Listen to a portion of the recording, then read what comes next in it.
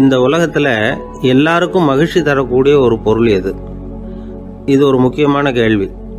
இந்த கேள்விக்கு பொருத்தமான ஒரு பதிலை உங்களால் சொல்ல முடியுமா? அதாவது கொஞ்சம் யோசிச்சு பார்த்தா பணம்னு சொல்லலாமா? இப்போ கையில் காசு இல்லாதவங்ககிட்ட ஒரு 10 ரூபாயை கொடுத்தா அது அவனுக்கு சந்தோஷத்தை கொடுக்கும். ஏற்கனவே வருமான வரி பிரச்சனையில் சிக்கி இருக்கிறவர்கிட்ட இன்னும் கொஞ்சம் பணம் இருந்தாங்கன்னு சொல்லி கொடுத்தோம்னா அது அவருக்கு சங்கடத்தை தான் கொடுக்கும். அதனால் அந்த கேள்விக்கு பணம்ங்கிறது பொருத்தமான பதிலாக இருக்க முடியாது. கேள்வி என்னன்னா, இந்த உலகத்தில் எல்லாருக்கும் மகிழ்ச்சி தரக்கூடிய ஒரு பொருள் எது? சரி, இனிப்புன்னு சொல்லலாமா? ஏன்னா எல்லாருக்கும் இனிக்க தானே செய்யும். அதுலேயும் ஒரு சிக்கல் இருக்குது. சர்க்கரை வியாதிக்காரங்களுக்கு அது என்ன சந்தோஷத்தையாக கொடுக்கும்? ஆக எல்லாருக்கும் வேறுபாடு எதுவும் இல்லாமல் மகிழ்ச்சியை கொடுக்கக்கூடியது வேற ஏதோ ஒன்று இருக்குது. அது என்னன்னு கண்டுபிடிக்கணும். அதுதான் இன்றைக்கி தகவல். இப்போ அதை கண்டுபிடிக்கணும்னா இந்த கதையை கேட்கணும். அது என்ன கதைன்னா, ஒரு ஊரில் ஒரு ராஜா இருந்தார். அவருக்கும் இதே சந்தேகம் வந்துட்டுது. அதாவது எல்லாருக்கும் இன்பம் தரக்கூடிய பொருள் எது அப்படின்னு. இதுக்கு பதில் தெரிஞ்சுக்கிறதுக்கு ஆசைப்பட்டார். சரி, அதுக்கு என்ன செய்யலாம்னு யோசனை பண்ணார். நாட்டு மக்களுக்கு பகிரங்கமாக ஒரு அறிவிப்பு கொடுத்தார். நம்ம நாட்டு மக்கள் இன்பம் தரக்கூடிய பொருள் எதுன்னு நினைக்கிறாங்களோ அதை கொண்டுகிட்டு வந்து அரண்மனையில் உள்ள கண்காட்சி மண்டபத்தில் வைக்கலாம். அப்படி அவங்க வைக்கிற பொருள்களில் எது எல்லாருக்கும் இன்பம் தரக்கூடியதாக இருக்குமோ அதை வச்சவருக்கு 1000 பொற்காசுகள் பரிசு அப்படின்னு அறிவிப்பு கொடுத்துட்டார். ஜனங்கள் இந்த அறிவிப்பை கேட்டாங்க. அதுக்கப்புறம் சும்மா இருப்பாங்களா? 1000 பொற்காசுன்னா சும்மாவா? அவங்க கையில் என்னென்ன கிடைச்சதோ அதையெல்லாம் கொண்டாந்து அரண்மனை காட்சி மண்டபத்தில் வச்சுட்டாங்க. அதுக்கப்புறமா ராஜா அங்கே வந்தார். ஒவ்வொன்றா பார்த்துக்கிட்டே வந்தார். முதல்ல ஒரு குயில் இருந்தது, இனிமையாக பாடக்கூடிய குயில். இந்த குயிலோட இன்னிசை எல்லாருக்கும் இன்பம் தரக்கூடியது தான். இருந்தாலும் காது கேட்காதவங்களுக்கு இந்த இசை எப்படி இன்பம் தர முடியும்? அதனால் இது சரியில்லைன்னு விட்டார். அடுத்தபடியாக போனார். அங்கே என்ன வச்சுருக்குறாங்கன்னு பார்த்தா ஒரு அழகான மயில் அங்கே தோகை விரித்து ஆடிக்கிட்டு இருக்குது. இந்த மயிலோட ஆட்டம் மனசுக்கு இன்பம் தரக்கூடியது தான். இருந்தாலும் பார்வை இல்லாதவங்க இந்த ஆட்டத்தை பார்த்து ரசிக்க முடியுமா? முடியாது. அதனால் இதுவும் சரியில்லை அப்படின்னு சொல்லிவிட்டார். அதுக்கு அடுத்தபடியாக போனார்.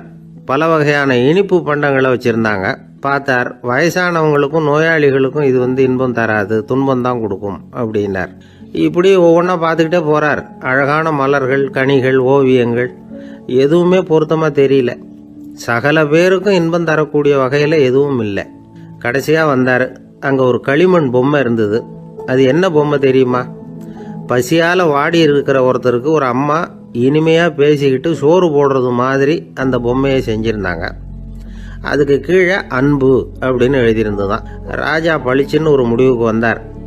அந்த பொம்மையை செஞ்ச சிற்பியை வரவழைச்சார், பரிசு கொடுத்தார்.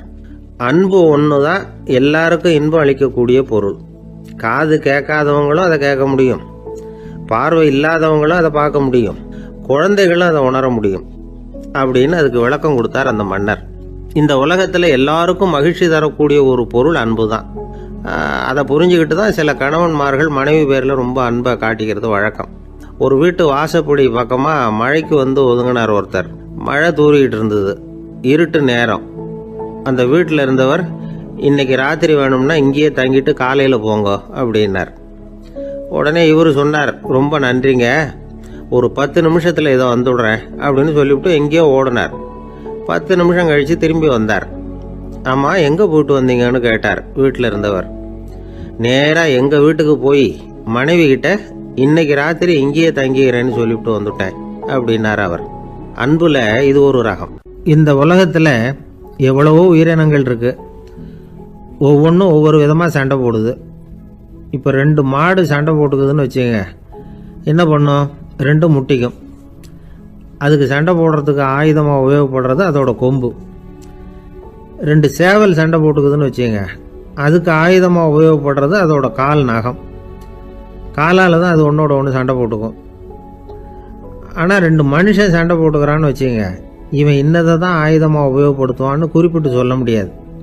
கல்லை எடுப்பான், கத்தி எடுப்பான், துப்பாக்கி எடுப்பான், என்ன வேணாலும் பண்ணுவான். வாயால் திட்டுவான், கையால் அடிப்பான், காலால் உதைப்பான், சகலகலா வல்லவன். விலங்குகள்லாம் பொதுவாக வாயை சாப்பிட்றதுக்கு மட்டும்தான் உபயோகப்படுத்துது.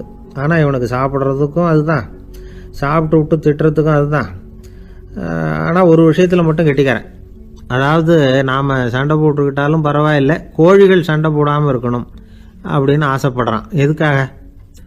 கோழிகள் சண்டை போடாமல் இருந்தால் நிறைய முட்டைகள் போடுமா, அதுக்காக தான் இந்த அக்கறை. கோழி பண்ணை வச்சிருக்கிறவங்களுக்கு இது ஒரு பெரிய பிரச்சனை.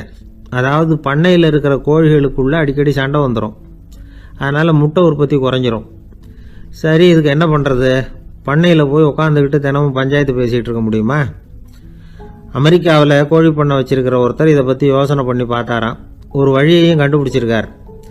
கோழிக்கெல்லாம் மூக்கு கண்ணாடி மாட்டி விட்டுட்டோம்னா அது சண்டை போடுற குணம் குறைஞ்சிரும், முட்டை அதிகமாகிடும். அந்த கண்ணாடியில் உள்ள லென்ஸு சிவப்பு நிறத்தில் இருக்கணும், அவ்வளவுதான் அப்படின்னு அவர் கண்டுபிடிச்சாராம். இது ஏற்கனவே நடைமுறையில் கண்டுபிடிக்கப்பட்ட ஒரு விஷயம். ஆனால் எல்லா கோழிக்கும் சிவப்பு மூக்கு கண்ணாடி எப்படி மாட்டி விடுறது? அப்படியே மாட்டி விட்டாலும் அது நழுவாமல் இருக்கணுமே. இப்போ நாமெல்லாம் நடு விரலால் மூக்கு கண்ணாடி நடுவில் தொட்டு அப்படி ஸ்டைலாக சரி பண்ணிக்கிறோம், அது மாதிரி கோழி எப்படி சரி பண்ணிக்கும்? இதுதான் பிரச்சனை. இதுக்கு அவர் என்ன வழி கண்டுபிடிச்சாருன்னா, கோழிக்கெல்லாம் மூக்கு கண்ணாடிக்கு பதிலாக விழியொட்டு வில்லைகள், கான்டாக்ட் லென்ஸ், அதை பொருத்தி விட்டா என்ன அப்படின்னு யோசனை பண்ணார். அதே மாதிரி பண்ணார். அதே மாதிரி செஞ்சு பார்த்தார், வெற்றி. அதுக்கப்புறம் கோழியெல்லாம் சண்டை போட்டுக்கலையாம், சமாதான பிரியர்கள் ஆகிட்டு தான். கோழிகளுக்கு இயல்பாகவே சண்டை போடுற குணம் உண்டு. ஆனால் அதோட கண்ணுக்கு பார்க்குற பொருள்லாம் ரோஜா நிறத்துலையோ அல்லது இன்னும் சொல்ல போனால் அழுத்தமான சிவப்பு நிறத்துலையோ தெரிஞ்சதுன்னா சண்டை போடுற குணம் குறைஞ்சிருதான். அந்த சமயத்தில் அது அதிகமாகவும் முட்டையிட ஆரம்பிச்சுடுதான். அதே நேரத்தில் இறை எடுக்கிறத கூட குறைச்சிக்குதான். இது ஏன் இப்படி பண்ணுதுங்கிறது விஞ்ஞானிகளுக்கு இன்னமும் புரியலையா. எப்படியோ அமெரிக்க கோழிகள்லாம் கான்டாக்ட் லென்ஸ் பொருத்திக்க ஆரம்பித்தாச்சு. கோழி கழுத்தை பிடிச்சிக்கிட்டு ஒரு சில வினாடிகளில் அதை பொருத்தி விட்றாங்களாம். கோழியோட ஆயுள் பூரா அது அப்படியே இருக்குமா. பண்ணையில் முட்டை உற்பத்தி குறைஞ்சா இது மாதிரி விஞ்ஞானபூர்வமாக பரிகாரம் தேடுறது தான் நல்லது. நமக்கு வேண்டியப்பட்ட ஒருத்தர், அவர் ஒரு கோழி பண்ணை வச்சுருந்தார். அந்த பண்ணையில் பாதி கோழி திடீர்னு செத்து போச்சு. உடனே ஒரு கால்நடை மருத்துவர்கிட்ட போக வேண்டியது தானே. அங்கே போகல. உள்ளூரில் மந்திரம் பண்ணிகிட்டு இருந்த ஒரு சாமியார்கிட்ட போனார். அவர் காலில் விழுந்தார். சாமி, என் பண்ணையில் பாதி கோழி செத்து போட்டுதுன்னார். சாமியார் யோசனை பண்ணார். சரி, பண்ணையில் வாசப்படி கிழக்கு பக்கமாக வச்சுருக்கியா மேற்கு பக்கமாக வச்சுருக்கியான்னு கேட்டார். கிழக்கு பக்கமாக இருக்குன்னார் அவர். அதுதான் தப்பு, மேற்கு பக்கமாக அதை மாற்று, சரியாக போடும்னாராம். அதே போல் இவர் போய் மாற்றிவிட்டார். அப்பவும் பாதி செத்து போச்சு. மறுபடியும் சொன்னார், சாமி மறுபடியும் பாதி கோழி செத்து போட்டுதேன்னார். சரி, கூரை எப்படி போட்டிருக்க, ஓடு போட்டிருக்கியா இல்லை கீத்து போட்டிருக்கியான்னார். ஓடு போட்டிருக்கேன்னாராம் அவர். அதுதான் தப்பு, கீத்து போட்டுரு, சரியாக போடும்னாராம். சரின்னு போய் அதையும் மாற்றி பார்த்தார். மறுபடியும் போயிட்டுது, கோழி செத்து போச்சு. வந்தார், மறுபடியும் பாதி செத்து போச்சு சாமின்னு வந்தார். இவரும் யோசனையை மாற்றி மாற்றி சொல்லிகிட்டே இருக்கிறார். இப்படி அவரும் மாற்றி மாற்றி பார்த்தார். 6வது தடவையாக அவரை தேடிட்டு வந்தார். அந்த சமயத்தில் இவர் ரொம்ப தீவிரமாக யோசனை பண்ணி பார்த்துட்டு, அது சரிப்பா, நீயே என்கிட்ட சளைக்காமல் வந்துக்கிட்டு இருக்கிற, நானும் யோசனை சொல்லிகிட்டு இருக்கேன். இப்போவும் உங்ககிட்ட சொல்கிறதுக்கு என்கிட்ட யோசனை நிறையா இருக்குது, ஆனால் சோதிக்கிறதுக்கு உங்ககிட்ட கோழி இல்லையே, என்ன பண்ணுறது அப்படின்னாராம். இவர் போய்கிட்டு இருந்தார். அவர் தோளில் ஒரு பெரிய துணி மூட்டை, அதை சுமந்துக்கிட்டு கடத்தெருவை நோக்கி அவர் போய்கிட்டு இருக்கிறார். வழியில் அவரை சந்திச்சார் உமர். அவர் கேட்டார், கலீஃபா அவர்களே, எங்கே புறப்பட்டுட்டீங்க அப்படின்னு கேட்டார். கலீஃபான்னா ஆட்சித்தலைவர்னு அர்த்தம். இதுக்கு அவர் சொன்னார், நான் துணி வணிகம் செய்கிறவன், அதனால் துணி வியாபாரம் செய்கிறதுக்காக போயிட்டுருக்கிறேன்னார். நீங்கள் இப்போ இந்த நாட்டுக்கு ஆட்சித்தலைவர், ஆட்சி பொறுப்பில் இருக்கிறீங்க, நீங்கள் வியாபாரம் செய்ய போட்டால் அரசு பணிகளை செய்கிறது யார் அப்படின்னு கேட்டார் அவர். நான் அரசு பணிகளை மட்டுமே செஞ்சுக்கிட்டு இருந்தா என் குடும்பத்தை காப்பாற்றுறது யார் அப்படின்னு கேட்டார் அவர். இப்படி கேட்டவர் யார் தெரியுமா? அவர் தான் அபூபக்கர், இறை தூதர் முகமது அவர்களுக்கு பிறகு கலீஃபாவாக தேர்ந்தெடுக்கப்பட்டவர்.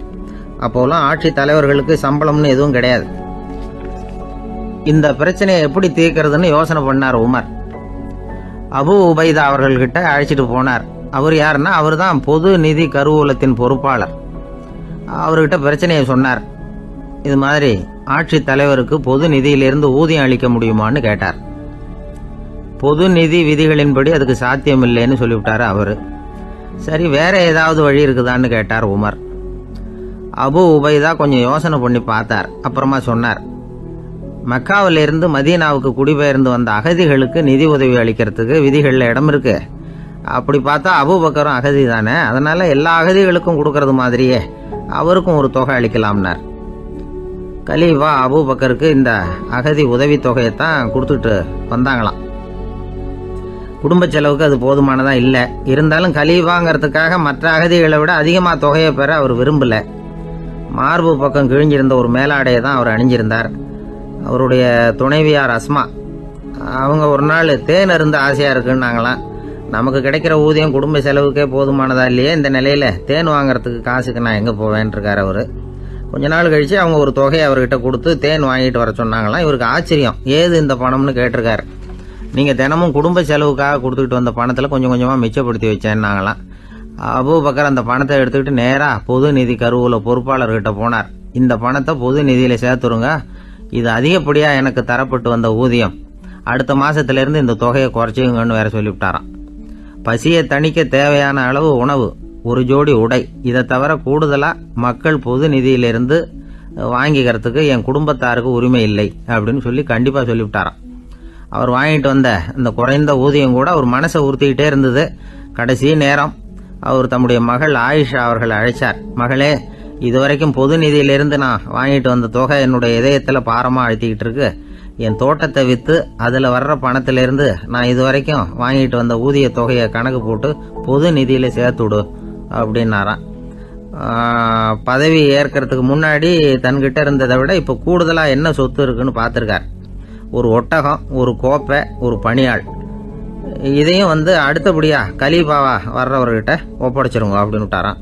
அதே மாதிரி அடுத்து வந்த உமர்கிட்ட ஒப்படைச்சாங்க. அப்போ உமர் சொன்னாராம், அபூபக்கரே, இந்த முன்மாதிரியால் உங்களுக்கு பிறகு இந்த ஆட்சி பொறுப்பை ஏற்கிறவர்களை பெரும் நெருக்கடிக்கு ஆளாகி விட்டீங்க அப்படின்னு சொல்லி ரொம்ப கண் கலங்கினாராம். கடைசியாக அபூபக்கர் தன்னுடைய குடும்பத்தாருக்கு விட்டு சென்ற சொத்து ஒரு படுக்கை விரிப்பு, ஒரு போர்வை, அவ்வளவுதான். இது சிந்திக்க வேண்டிய ஒரு செய்தி. ஒரு ஊரில் ஒரு மன்னர் இருந்தாராம். அமைச்சர் அவர்கிட்ட சொன்னாராம், மன்னா, நம்ம ராஜ்யத்தில் இனிமே லஞ்ச ஊழலே இருக்காதுன்னாராம். ஆஹா, அப்படின்னா ஊழல் பேர் வழிகளையெல்லாம் நாடு கடத்தியாச்சா அப்படின்னு கேட்டிருக்காரு மன்னர். இதுக்கு அவரு, அப்படி இல்லைங்க, இனிமே கொடுக்கறதுக்கு ஜனங்கள்கிட்ட பணமே இல்லை அப்படின்னாராம். ஒரு நண்பர் இருக்கார். எப்போ பார்த்தாலும் கையில் ஒரு புத்தகம் இருக்கும். புத்தகம் இல்லாமல் எங்கேயும் புறப்பட மாட்டார்.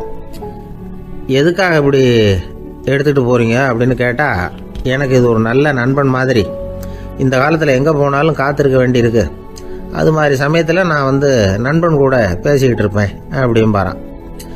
ஒருத்தர் ஒரு பெரிய அரச பதவியில் இருந்தார். அவர் பதவியிலிருந்து இறங்க வேண்டிய சூழ்நிலை. அரசு கொடுத்துருந்த வீட்டை விட்டுட்டு வெளியில் வர்றார். வரும்பொழுது 2 கையிலையும் 2 பெட்டியை எடுத்துகிட்டு வந்தாராம். சார், உங்களுடைய உடைமைகள் அப்படின்னு கேட்குறாங்க அங்கே இருந்த ஊழியர்கள். இவர் தன்னுடைய கையில் இருக்கிற பெட்டியை காட்டி, இதுதான் என்னுடைய சொத்து அப்படின்னாராம். ஒரு பெட்டியில் அவருடைய உடைகள், இன்னொரு பெட்டியில் அவர் விரும்பி படிக்கிற புத்தகங்கள், அவ்வளவுதான். இதுதான் இருந்துதான். புத்தகம் படிக்கிறது மனசுக்கு நல்லதுங்கிறது நமக்கு தெரியும். புத்தக வாசிப்பு உடம்புக்கும் நல்லதுங்கிறாங்க. அது நமக்கு ஆச்சரியமாக தான் இருக்குது. ஒரு நபர் ஒரு வருஷத்தில் சராசரியாக 2000 பக்கங்களை படிச்சிருக்கணுமா, யுனெஸ்கோ பரிந்துரை. ஆனால் நம்ம நாட்டில் நாம் சராசரியாக படிக்கிறது 32 பக்கங்கள், அவ்வளவுதான். இவ்வளவுக்கு நம்ம நாட்டில் 6000த்துக்கும் மேற்பட்ட நாளேடுகள், 2000த்துக்கும் மேற்பட்ட இதழ்கள், மலர்கள், இவ்வளவு இருந்தும் சரியாக வரல. இந்த உலகத்தில் முதல் நூலகம் எங்கே எப்போ ஆரம்பமாச்சு தெரியுமா? கிமு 2500ஆம் ஆண்டில் அது ஆரம்பமாயிருக்குது. பாபிலோனியாவில் அமில் அனு அப்படிங்கிற அரசன் தான் நூலகத்தை உருவாக்கி இருக்கிறான். அப்போல்லாம் தாள் கிடையாது, களிமண் தான். களிமண் பலகைகளில் எழுதி அது தொகுத்து அப்படியே நூலாக்கி அதை நூலகத்தில் வச்சுருப்பாங்களாம்.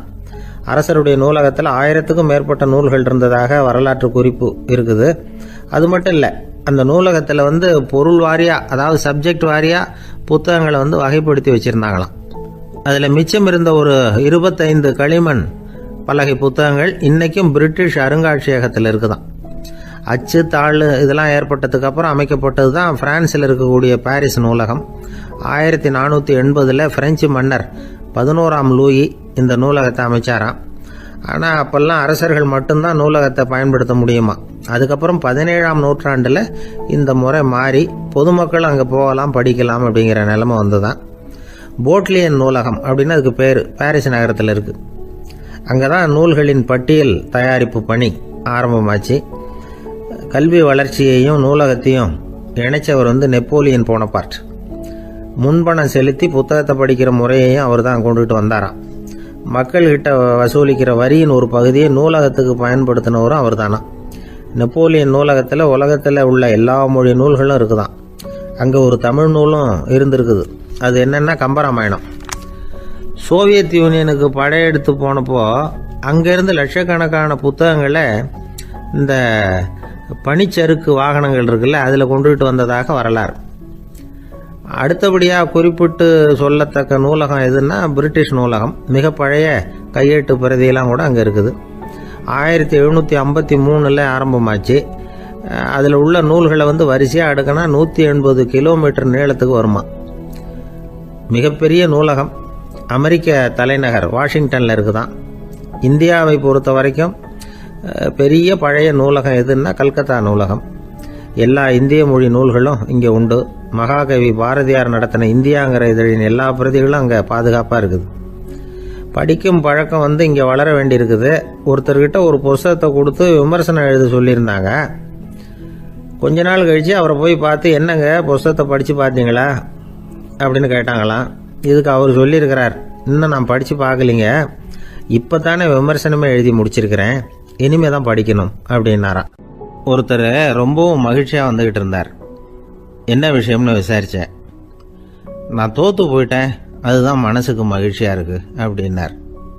எனக்கு இது ரொம்ப ஆச்சரியமாக போச்சு. இந்த உலகத்தில் தோற்று போகிறவங்க யாரும் மகிழ்ச்சியாக இருக்கிறது இல்லை. அப்படி இருக்கிறப்ப இவர் இப்படி சொல்கிறாரே, எங்கே தோற்று போனீங்கன்னு கேட்டேன். அதுக்கப்புறம் தான் அவர் விவரமாக சொன்னார். என்னோட 5 வயசு குழந்தையோட நான் விளையாடிக்கிட்டு இருந்தேன். அந்த விளையாட்டில் என் குழந்தை ஜெயிச்சுட்டுது, நான் தோற்று போயிட்டேன் அப்படின்னார் ரொம்ப உற்சாகமாக. நான் யோசித்து பார்த்தேன்.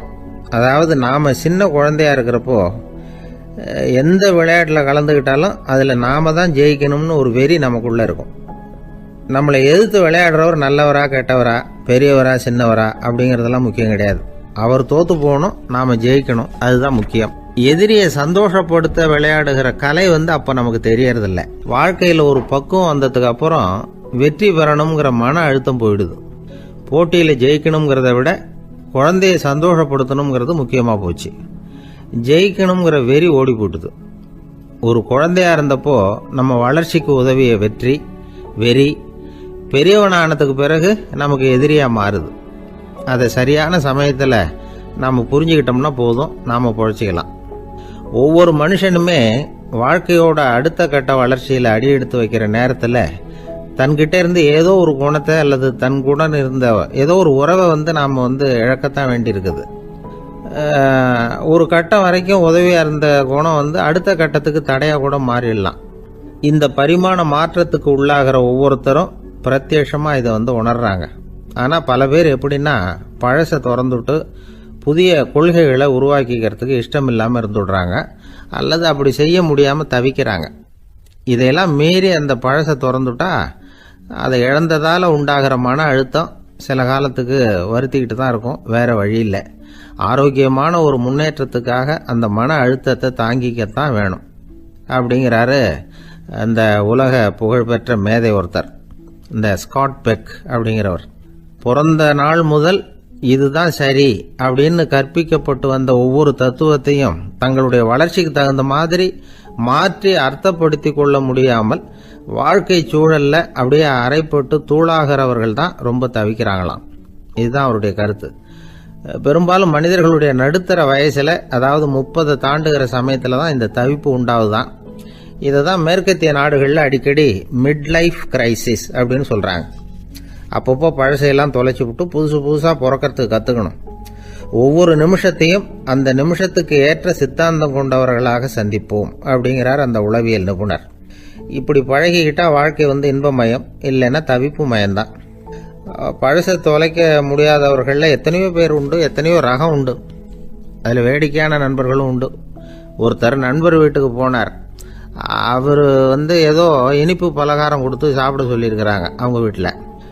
இவர் சாப்பிட்டு பார்த்துட்டு சொன்னாராம், சார் 6 மாதத்துக்கு முன்னாடி ஒரு தடவை இங்கே வந்தேன், அப்போது ஒரு இனிப்பு பலகாரம் கொடுத்தீங்க, அது இதை விட நல்லா இருந்தது சார் அப்படின்னாராம். அப்போ செஞ்ச அதே இனிப்பு பலகாரம் தான் சார் இதுவும் அப்படின்னாராம் அவர். ஐயா, என்னுடைய நூல் வெளியீட்டு விழாவுக்கு அவசியம் நீங்கள் வரணும் அப்படின்னு கூப்பிட்டார் ஒருத்தர். எப்போ வரணும்னு கேட்டேன். அடுத்த வாரம்னார். சரி, புத்தகம் தயாராகிட்டுதா அப்படின்னேன். நாளைக்கு தான் அச்சிக்க கொடுக்க போகிறேன்னார். என்னங்க இது, புத்தகம் அச்சிடுறதுக்கு முன்னாடியே அழைப்புதழை வந்து அச்சடிச்சு விட்டீங்களே அப்படின்னு கேட்டேன். அதனால் என்னங்க, அந்த காலம் மாதிரி அப்போல்லாம் அச்சுக்கலை வந்து எவ்வளவோ முன்னேறியாச்சுங்க. Linotype, monotype, phototype, laser, இப்படி என்னென்னமோ வந்தாச்சு. இன்னைக்கு கொடுத்தா நாளைக்கே புத்தகம் தயார் அப்படின்னார். இப்படி இந்த அளவுக்கு முன்னேறி இருக்கிற இந்த அச்சுக்கலை ஆரம்பத்தில் எப்படி இருந்தது தெரியுமா? அந்த காலத்தில் காகிதம்னா என்னன்னே தெரியாது. அப்படி ஒன்று கண்டுபிடிக்கப்படவே இல்லை. அப்போல்லாம் எதையாவது ஒன்று எழுதணும்னா அதுக்கு ஆட்டு தோலை தான் பயன்படுத்தி இருக்கிறாங்க. கண்ணுக்குட்டி தோல் கூட அதுக்கு உபயோகப்பட்டு தான். ஐரோப்பாவில் இருந்த பாதிரியார்கள் தோலில் எழுதப்பட்ட புத்தகத்தை தயாரிக்கிறதுல ரொம்ப கெட்டிக்காரங்களாம். எகிப்து, அப்புறம் மத்திய தரைக்கடல் ஓரத்தில் உள்ள நாடுகள், இங்கெல்லாம் தோல் தான் எழுதுபொருளாக பயன்பட்டு வந்திருக்குது. ஆனால் நம்ம நாட்டில் ஓலைச்சுவடிகளை எழுத்துக்கு பயன்படுத்தி இருக்கிறாங்க.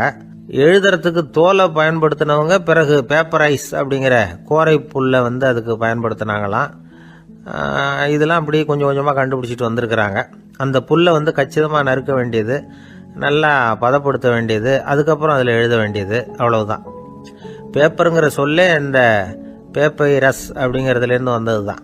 அதுக்கப்புறம் தான் காகிதம் வந்தது. இதை முதல்ல சீன நாட்டில் தான் கண்டுபிடிச்சாங்க. அது வந்த பிறகு அச்சு எந்திரம் கண்டுபிடிக்க வேண்டிய அவசியம் ஏற்பட்டது. அதை கண்டுபிடிச்சவர் ஜெர்மானிய அறிவியல் அறிஞர் ஜான் கூட்டன்பர்க். அச்சு கலைக்கு அடித்தளம் அமைச்சவர் அவர் தான். ஜெர்மனியில் மெயின்ஸ் அப்படிங்கிற ஊரில் 1399 பிறந்தார். அவரோட மாமன் ஒருத்தர் உலோக வேலையில் வல்லவர். அவர்கிட்ட இந்த வேலையை கற்றுக்கிட்டார். அதோட வைர கற்களை வந்து பட்டை தீட்டுறதுலையும் ரொம்ப தேர்ச்சி பெற்றிருந்தார். இளம் வயசுலேயே சும்மா இருக்க மாட்டாராம். எதை செஞ்சாலும் அதை திறமையாக செய்வாராம். அவர் தான் முதல்ல மர அச்சு எழுத்துக்களை உருவாக்கினார். அது மேலே மை தடவி பிரதிகள் எடுத்தார். அதுக்கப்புறம் உலோக எழுத்துக்கள், முதல்ல காரியம், அப்புறம் இரும்பு, அப்புறம் கலப்பு உலோகம், பிறகு அச்சடிக்கிறதுக்கு எந்திரம் ஒன்றையும் உருவாக்கினார். முதல்ல பைபிள் அச்சடித்தார். 1468 அவர் இறந்து போனார். 16ஆம் நூற்றாண்டில் மேலை நாடுகளில் இருந்து மர எழுத்துக்களை கொண்டுகிட்டு வந்து தமிழ்நாட்டில் கிறிஸ்தவ நூல்களை அச்சிட்டாங்க. அப்போல்லாம் வந்து அச்சகங்கள் வந்து போதிய அளவுக்கு இங்கே இல்லை. அதுக்கு என்ன காரணம்னா, இந்தியர்கள் வந்து அச்சகங்களை நடத்தக்கூடாது அப்படின்னு சட்டம். 1835 வரைக்கும் அந்த சட்டம் வந்து நடைமுறையில் இருந்தது. இந்த நிலைமையில் அங்கேயும் இங்கேயுமா 1-2 அச்சகங்கள் ஆரம்பமாச்சு. 1713 தரங்கம்பாடியில் லூத்தரன் மிஷன் அச்சகம், அதே ஆண்டில் சென்னையில் SPCK அச்சகம். இது ரெண்டும் தான் இந்தியாவில் முதல்ல தொடங்கப்பட்ட அச்சகங்கள். ஆட்டுத்தோல்லையும் ஓலைச்சுவடியிலையும் எழுதப்பட்ட எழுத்துக்கள் இன்னைக்கு எங்கேயோ போயிட்டுது. ஆனால் நம்ம ஊரில் எழுத்தாளர்கள் நிலைமை தான் ஒன்றும் சொல்லிக்கிறது மாதிரி இல்லை. நம்ம ஆள் ஒருத்தர் சொன்னார், சார், நான் சொந்தத்தில் ஒரு அச்சாபீஸ் வச்சுருந்தேன், இப்போவும் வச்சுருக்கிறேன். அதனால் என்னுடைய படைப்புகளை புத்தகமாக வெளியிடுறதுல எனக்கு ஒன்றும் கஷ்டம் இல்லை. வருஷத்துக்கு ஒரு புத்தகம் எழுதி வெளியிட்டுருவேன். 15 வருஷமாக இலக்கிய உலகத்துக்கு இப்படி சேவை செஞ்சுக்கிட்டு வர்றேன். ஆனால் இந்த வருஷம்தான் வாசகர்கள் வந்து எனக்கு பாராட்டு விழா நடத்தி இருக்கிறாங்க அப்படின்னார். இந்த வருஷம் அப்படி என்ன விசேஷம் அப்படின்னு கேட்டோம்.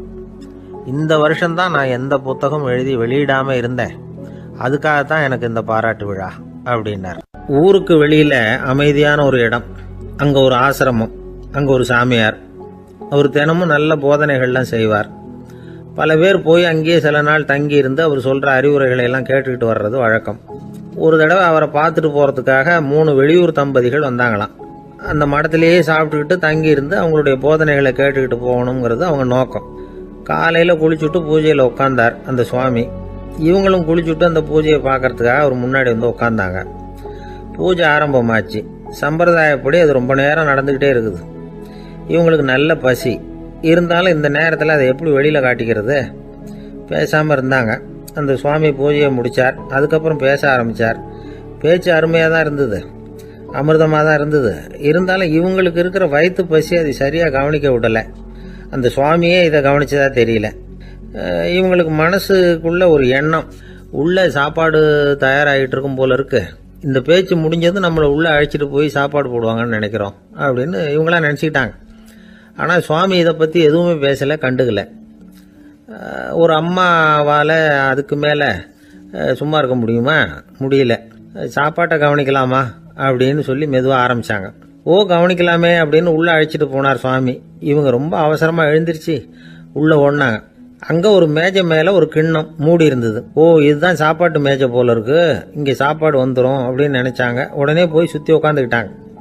சுவாமி அந்த கிண்ணத்தை எடுத்து அந்த அம்மா கிட்ட கொடுத்தார். அவங்க அதை வாங்கி மூடியை திறந்து பார்க்குறாங்க. உள்ளே ஒரு சாவி இருக்குது. சரிதான், இது சமையலறை சாவி போல இருக்கு.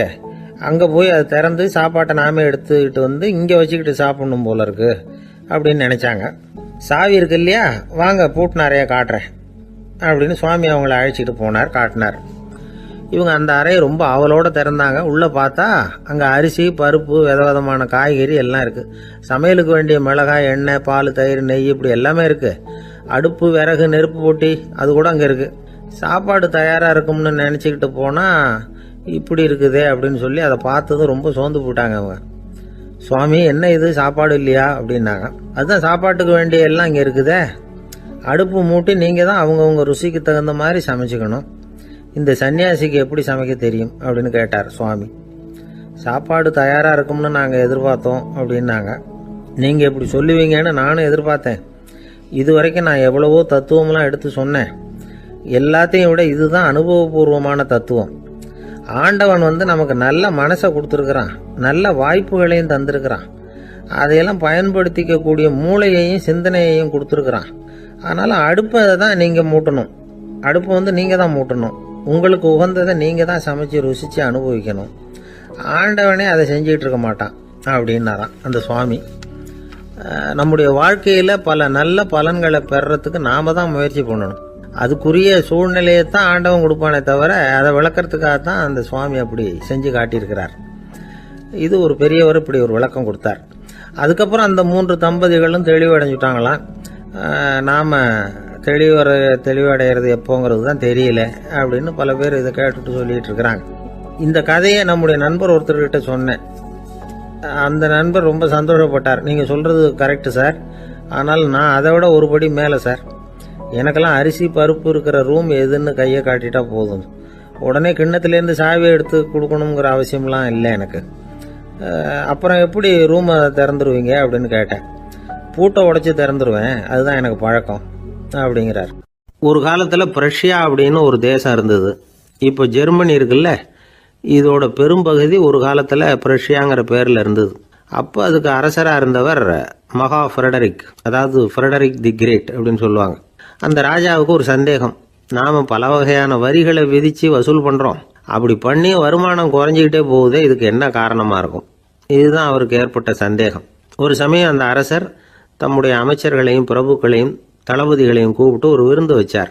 விருந்து முடிஞ்சதும் அவங்கள பார்த்து இந்த சந்தேகத்தை கேட்டார். வரிகள் அதிகமாக விதித்து வருமானம் குறையறதுக்கு என்ன காரணம் அப்படின்னு கேட்டார். பல பேருக்கு இதுக்கு சரியாக பதில் சொல்ல தெரியல. அனுபவசாலியான ஒரு தளபதி எழுந்திருச்சார். அரசே, அது எப்படிங்கிறத இப்போ உங்களுக்கு காட்டுறேன்னார். உடனே ஒரு பெரிய பனிக்கட்டி ஒன்றை தன்னுடைய கையில் எடுத்தார். அதை அப்படியும் எப்படியும் திருப்பி பார்த்தார். அப்புறம் அடுத்தவர்கிட்ட கொடுத்தார். அவர் அதை அப்படியும் எப்படியும் திருப்பி பார்த்துட்டு அடுத்தபடியாக இருந்தவர்கிட்ட கொடுத்தார். இப்படியே இதை ஒவ்வொருத்தராக பார்த்துட்டு ஒவ்வொரு கையாக மாறி கடைசியில் மன்னர் கைக்கு போய் சேர்ந்தது. மன்னர் கைக்கு அந்த பனிக்கட்டி போய் சேர்ந்தப்போ அது கொஞ்சம் கொஞ்சமாக உருகி ஒரு பட்டாணி கடலை சைஸுக்கு ஆயிட்டுது. மன்னர் யோசனை பண்ணார், வரி அதிகமாக போட்டாலும் வந்து சேர்றது குறைவாக இருக்கிறதுக்கு என்ன காரணம் அப்படிங்கிறது அவருக்கு புரிஞ்சு போச்சு. காலம்தான் மாறிட்டு இருக்கே தவிர இந்த கையூட்டு வாங்குற பழக்கம் மாறினதாக தெரியல. இன்னொரு ராஜா இருந்தார். அவர் தன்னுடைய ராஜாங்கத்தில் லஞ்ச ஊழலே சுத்தமாக இருக்கக்கூடாது அப்படின்னு நினைச்சார். அவர்கிட்ட பல்வேறு துறைகளுக்கும் பொறுப்பாக இருந்த பல பேரும் ரொம்ப சுத்தமாகவும் நேர்மையாகவும் இருந்தாங்க. ஒரே ஒருத்தர் மட்டும் எல்லார்கிட்டையும் லஞ்சம் வாங்கிட்டே இருந்தார். அவரை வேற வேற துறைகளுக்கு மாற்றி பார்த்தாரு. அந்த ராஜா என்னென்னமோ பண்ணி பார்க்குறாரு. எந்த வேலையை கொடுத்தாலும் அதுலேயும் லஞ்சம் வாங்கிறதுக்கு ஒரு வழியை உண்டு பண்ணிக்குவார் அந்த ஆள். ராஜாவுக்கு இது ஒரு பெரிய தலைவலியாக போட்டுது. இவர் என்ன பண்ணுறது, இவருக்கு என்ன வேலையை கொடுக்கறது, கொஞ்சம் கூட லஞ்சம் வாங்கிறதுக்கு சான்ஸே இல்லாத ஒரு வேலையை கொடுக்கணும் அப்படின்னு திட்டம் போட்டார். ஒரு நாள் அவருக்கு அந்த உத்தரவும் போட்டுட்டார். அதாவது அவருக்கு என்ன வேலைன்னா, கடற்கரையில் தான் அவருக்கு ஆஃபீஸ். அங்கேயே இருந்துக்க வேண்டியது. தினமும் எத்தனை கடல் அலை கரையில் வந்து மோதுது அப்படிங்கிறத கணக்கெடுத்து ராஜாவுக்கு தெரிவிக்க வேண்டியது. இதுதான் அவருக்கு வேலை. பேசாமல் அலைய எண்ணிட்டு உட்காந்துருக்கட்டும், அப்போவாவது அவர் லஞ்சம் வாங்குற சந்தர்ப்பம் இல்லாமல் போயிடும் அவருக்கு அப்படின்னு நினைச்சார் ராஜா. இந்த ஆள் கடற்கரைக்கு போய் டியூட்டியில் ஜாயின் பண்ணிட்டார். ஒரே மாசத்துல அங்கே சொந்தமாக ஒரு பிரம்மாண்டமான மாளிகை கட்டிவிட்டாரு. ராஜாவுக்கு இது பெரிய ஆச்சரியமா போச்சு. அலைய என்ற வேலையில் அந்த ஆள் எப்படி பணம் சம்பாதிச்சார் அப்படின்னு விசாரிச்சு பார்த்தார் அக்கம் பக்கத்தில். அந்த ஆள் என்ன பண்ணியிருக்கிறாருன்னா, கடற்கரையில் போய் பொறுப்பு ஏற்றுக்கிட்ட உடனே அங்கே இருந்த மீனவர்கள்கிட்ட எல்லாம் இந்த கரையில் ஒரு நாளில் மோதுற அலைகள் எத்தனை அப்படின்னு கேட்டிருக்காரு. அது எப்படிங்க தெரியும்னு இருக்காங்க அவங்க. தினமும் அந்த எண்ணிக்கை தெரியணும். நம்ம ராஜாவுக்கு தினமும் அறிக்கை அனுப்பணும், டெய்லி ரிப்போர்ட்டு. தவறுனா நீங்கள் இந்த கடலில் போய் மீன் பிடிக்கிறதுக்கு ராஜாவோட அனுமதி கிடைக்காது அப்படின்னு இருக்காரு. உடனே மீனவர்களும் பயந்து போட்டாங்க. கடலுக்கு போகிறதுக்கு அனுமதி இல்லைன்னா பட்டினி கிடக்கிறது மாதிரி ஆயிடுமே. மெதுவாக அந்த ஆளுகிட்ட போனாங்க, காதோட காதா சொன்னாங்க, ஐயா எங்களால் கடல் அலையை எண்ண முடியாது. தினமும் எங்களால் முடிஞ்சதை உங்களுக்கு பணமாக கொடுத்துட்றோம். நீங்கள் தான் ராஜா கிட்ட சிபாரிசு பண்ணி நாங்கள் தொடர்ந்து மீன் பிடிக்கிறதுக்கு அனுமதி வாங்கி கொடுக்கணும் அப்படின்னு வேண்டிக்கிட்டாங்க. பணம் தினமும் சேர ஆரம்பிச்சுட்டுது. பதவியில் மற்ற பதவியோட இந்த பதவி எவ்வளவோ மேல் அப்படின்னு நினச்சிட்டான் அந்த ஆள்.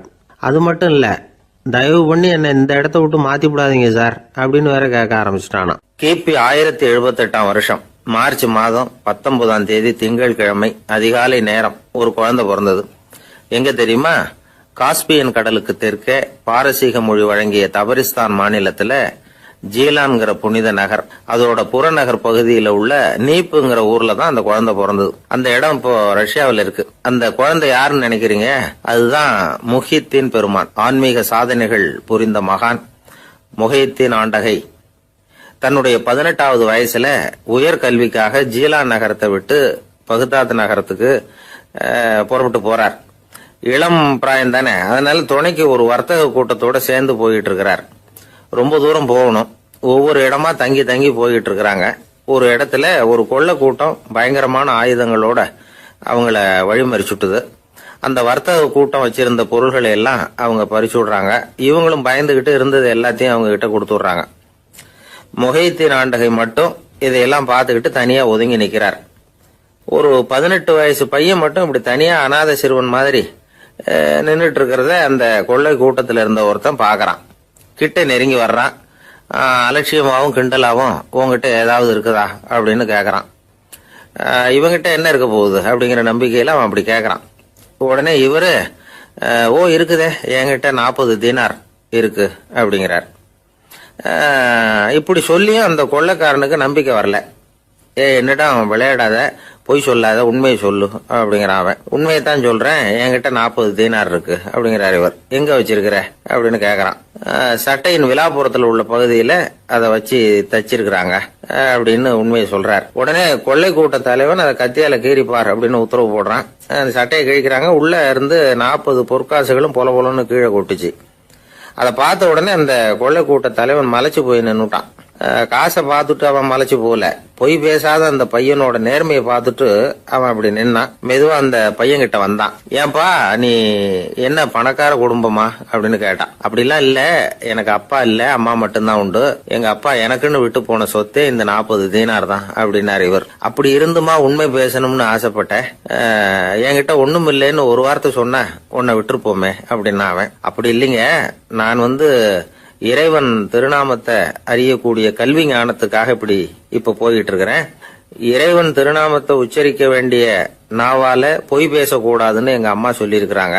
அதனால நான் எப்பவுமே பொய் சொல்ல மாட்டேன் அப்படின்னு என்னுடைய தாய்க்கு வாக்கு கொடுத்திருக்கிறேன் அப்படின்னார் அவர். முஹித்தீன் பெருமான் வார்த்தைகளை கேட்ட அந்த கொள்ளையர்கள் மனம் திருந்தி நல்லவங்களா ஆயிடுறாங்க. அந்த கொள்ளையர் தலைவன் பிற்காலத்துல ஒரு பெரிய மகான் ஆயிடுறார். பெரியவர்கள் வாழ்க்கையில நடக்கிற இது மாதிரி சம்பவங்கள் தான் நாம நல்ல விதமா வாழறதுக்கு துணையா இருக்கும். அந்த காலத்துல கொள்ளையர்களே பெரியவங்க செயலை பார்த்து மனம் திருந்தி இருக்கிறாங்க. இந்த காலத்துல யார் இப்படி இருக்கிறா? இந்த காலத்துல மகான் ஒருத்தரை பார்த்தேன், எனக்கு வேண்டியப்பட்ட மகான். ஏங்க நீங்களும் மகான் ஆகிறதுக்கு முன்னாடி கொள்ளை அடிச்சுட்டு இருந்தீங்களா அப்படின்னு கேட்டேன். அவர் மெதுவா கண்ணை திறந்து என்ன நிமிர்ந்து பார்த்தார். அப்படி இல்லப்பா, நான் கொள்ளை அடிக்கிறதுக்காகத்தான் மகானாவே ஆகி இருக்கிறேன் அப்படின்னு சொல்லிவிட்டு மறுபடியும் கண்ணை மூடிட்டார். 21ஆம் வருஷம் செப்டம்பர் மாசம் 22ஆம் தேதி மதுரை மேலமாசி வீதியில உள்ள ஒரு வீடு. அங்க அன்னைக்கு நடந்த ஒரு அற்புத நிகழ்ச்சி பின்னாடி உலக மக்களை எல்லாம் ஆச்சரியப்பட வச்சது. இந்திய வரலாற்றிலேயே அது ஒரு முக்கியமான நிகழ்ச்சி. உலக மக்கள் கவனமெல்லாம் காந்திஜியின் பக்கம் திரும்புறதுக்கு காரணமா இருந்த நிகழ்ச்சி அது. கதர் துணி பிரச்சாரத்துக்காக காந்திஜி மதுரைக்கு வந்திருந்தார். சென்னை துணி வணிகர் சங்கத்தின் துணைத் தலைவர் ஒருத்தர் இருந்தார், ராம்ஜி கல்யாண் சேட்ஜி. அவருடைய வீடு மதுரை மேலமாசி வீதியில் இருந்தது. அந்த வீட்டில் தான் காந்திஜி தங்கியிருந்தார். அப்போது வயலுக்கு போகிற உழவர்கள்லாம் சின்ன சின்ன துண்டை இடுப்பில் கட்டிக்கிட்டு கலப்பையை தூக்கிக்கிட்டு தெருவில் நடந்து போகிறத கவனிச்சார். ஏற்கனவே சேலத்துக்கு தெற்க பல பகுதிகளில் ஆண்களும் பெண்களும் அரைகுறை ஆடைகளோட உழைச்சிக்கிட்டு இருக்கிறத கண்ணால் கண்டிருக்கிறார் அவர். இந்தியரின் சராசரி உடை இவ்வளவு தான் அப்படிங்கிறத புரிஞ்சுக்கிட்டார். மனசை என்னவோ பண்ணியிருக்குது. ராத்திரி பூரா அதை பற்றியே யோசனை. 22/9/21 வியாழக்கிழமை காலையில் காந்திஜி எழுந்திருக்கிறார்.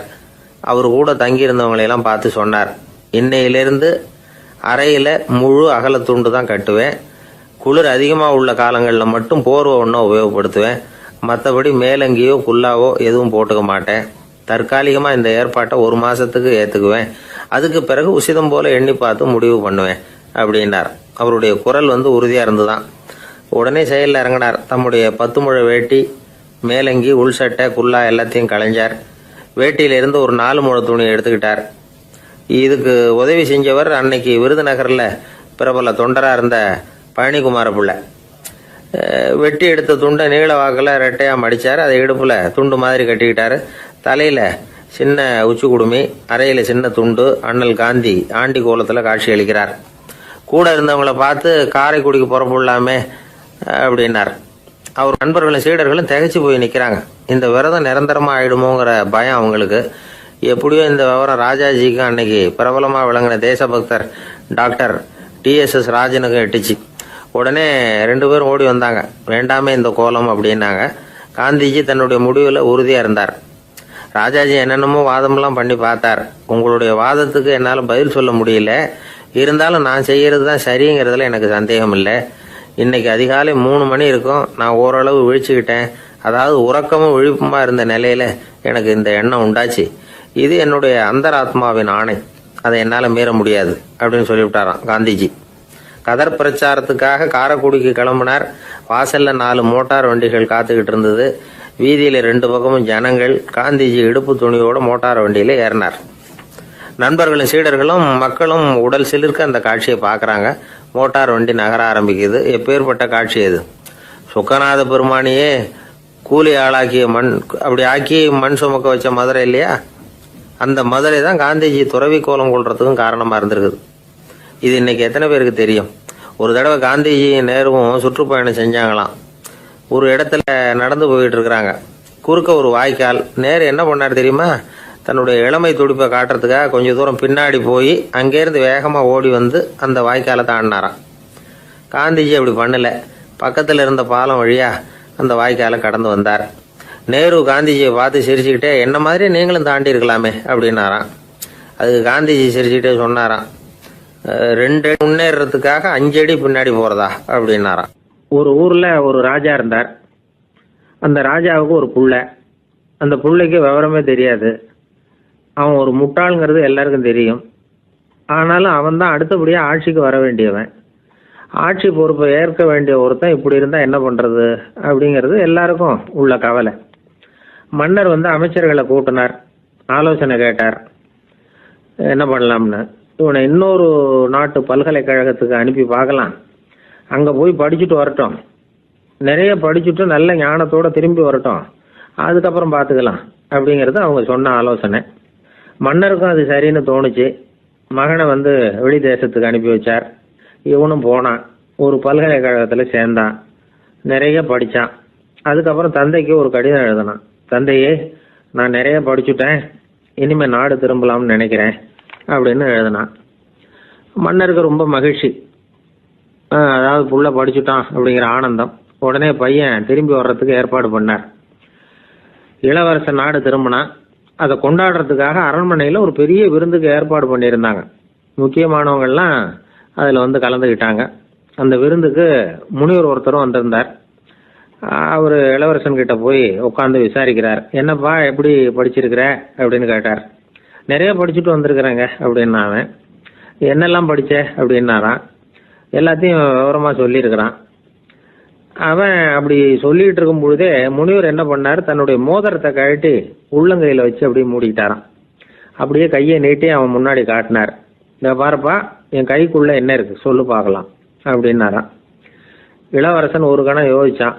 அதுக்கப்புறம் உங்க கைக்குள்ள இருக்கிறது வட்டமான ஒரு பொருள், நடுவில் ஒரு துளை இருக்கும் அப்படின்னு முனிவர் திகைச்சு போட்டார். பையன் பெரிய அறிவாளி ஆயிட்டான் போல இருக்க அப்படின்னு நினைச்சுட்டார். அதுக்கப்புறம் கேட்டார், சரி என் கையில் இருக்கிறது வட்டமான பொருள், நடுவில் துளை இருக்குங்கிறத சொல்லிவிட்டேன், அதோட பேர் என்ன அதை சொல்லு அப்படின்னாராம்.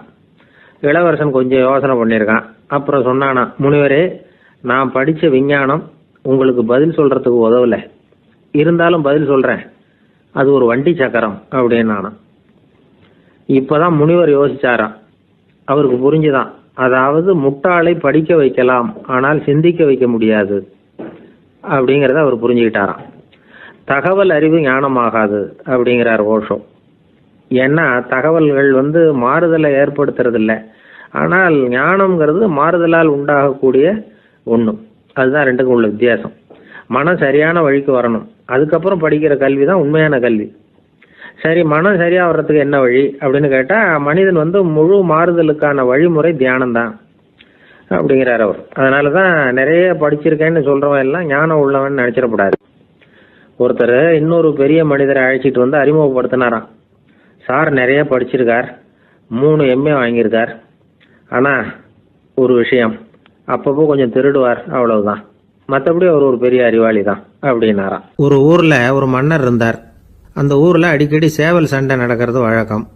அரண்மனையில ஒரு ஆள் இருந்தான். மன்னருக்காக அவன் ஒரு சேவல் வாங்கிட்டு வந்தான். சண்டை போடுறதுக்காக அந்த சேவலை தயார் பண்ணிட்டு இருந்தான். கொஞ்ச நாள் ஆச்சு. மன்னர் அந்த ஆளை கூப்பிட்டார். என்னப்பா சேவல் தயாராயிட்டுதா அப்படின்னு கேட்டார். இன்னும் அது தயாராகல மன்னா, இன்னும் வளரல, அதுக்கான தகுதி இன்னும் அதுக்கு வரல அப்படின்னா. எதனால் அப்படி சொல்கிறேன்னாரு. கோபம் ரொம்ப கடுமையாக இருக்குது அப்படின்னா. சரி அப்படின்னு விட்டுட்டார். மறுபடியும் கொஞ்ச நாள் ஆச்சு. இப்போ எப்படி நிலைமை, சேவல் தயாரா அப்படின்னார்.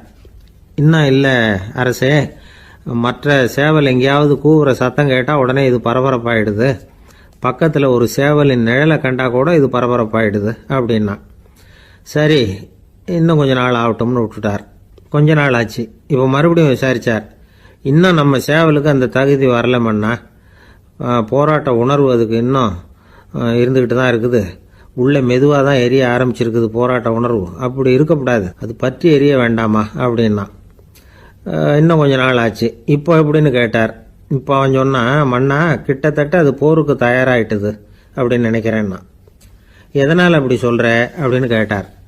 மற்ற சேவலின் குரலை கேட்டால் அது அசைகிறதே இல்லை, ஒரு பொம்மை மாதிரி ஆயிடுது, அதுக்கு உள்ள ஒரு நுட்பமான விழிப்புணர்வு வந்துட்டுது, அதனால் அது அமைதியாக இருக்குது, மௌனமாக இருக்குது. இனிமேல் அதுக்கு இணையான சேவலே கிடையாது. வெற்றி பெற அது போராட வேண்டிய அவசியமே இல்லை, அதை பார்த்த உடனே எதிரி சேவல்கள் பயந்துட்டு ஓடி போடும் அப்படின்னு சொன்னானான். அந்த சேவலை வளர்த்தவர் சி சிங் சு அப்படின்னு பேர். இந்த சுசுகி சொன்ன கதையும் அது. ஞானிகள் என்ன சொல்கிறாங்க தெரியுமா, அந்த சேவலின் ரகசியத்தை நீயும் கற்றுக்கொள், நீ அப்படி ஆயிடு, சண்டை போடாமலே வெற்றிகள் பெறுகிற நுட்பத்தை புரிந்துகொள்.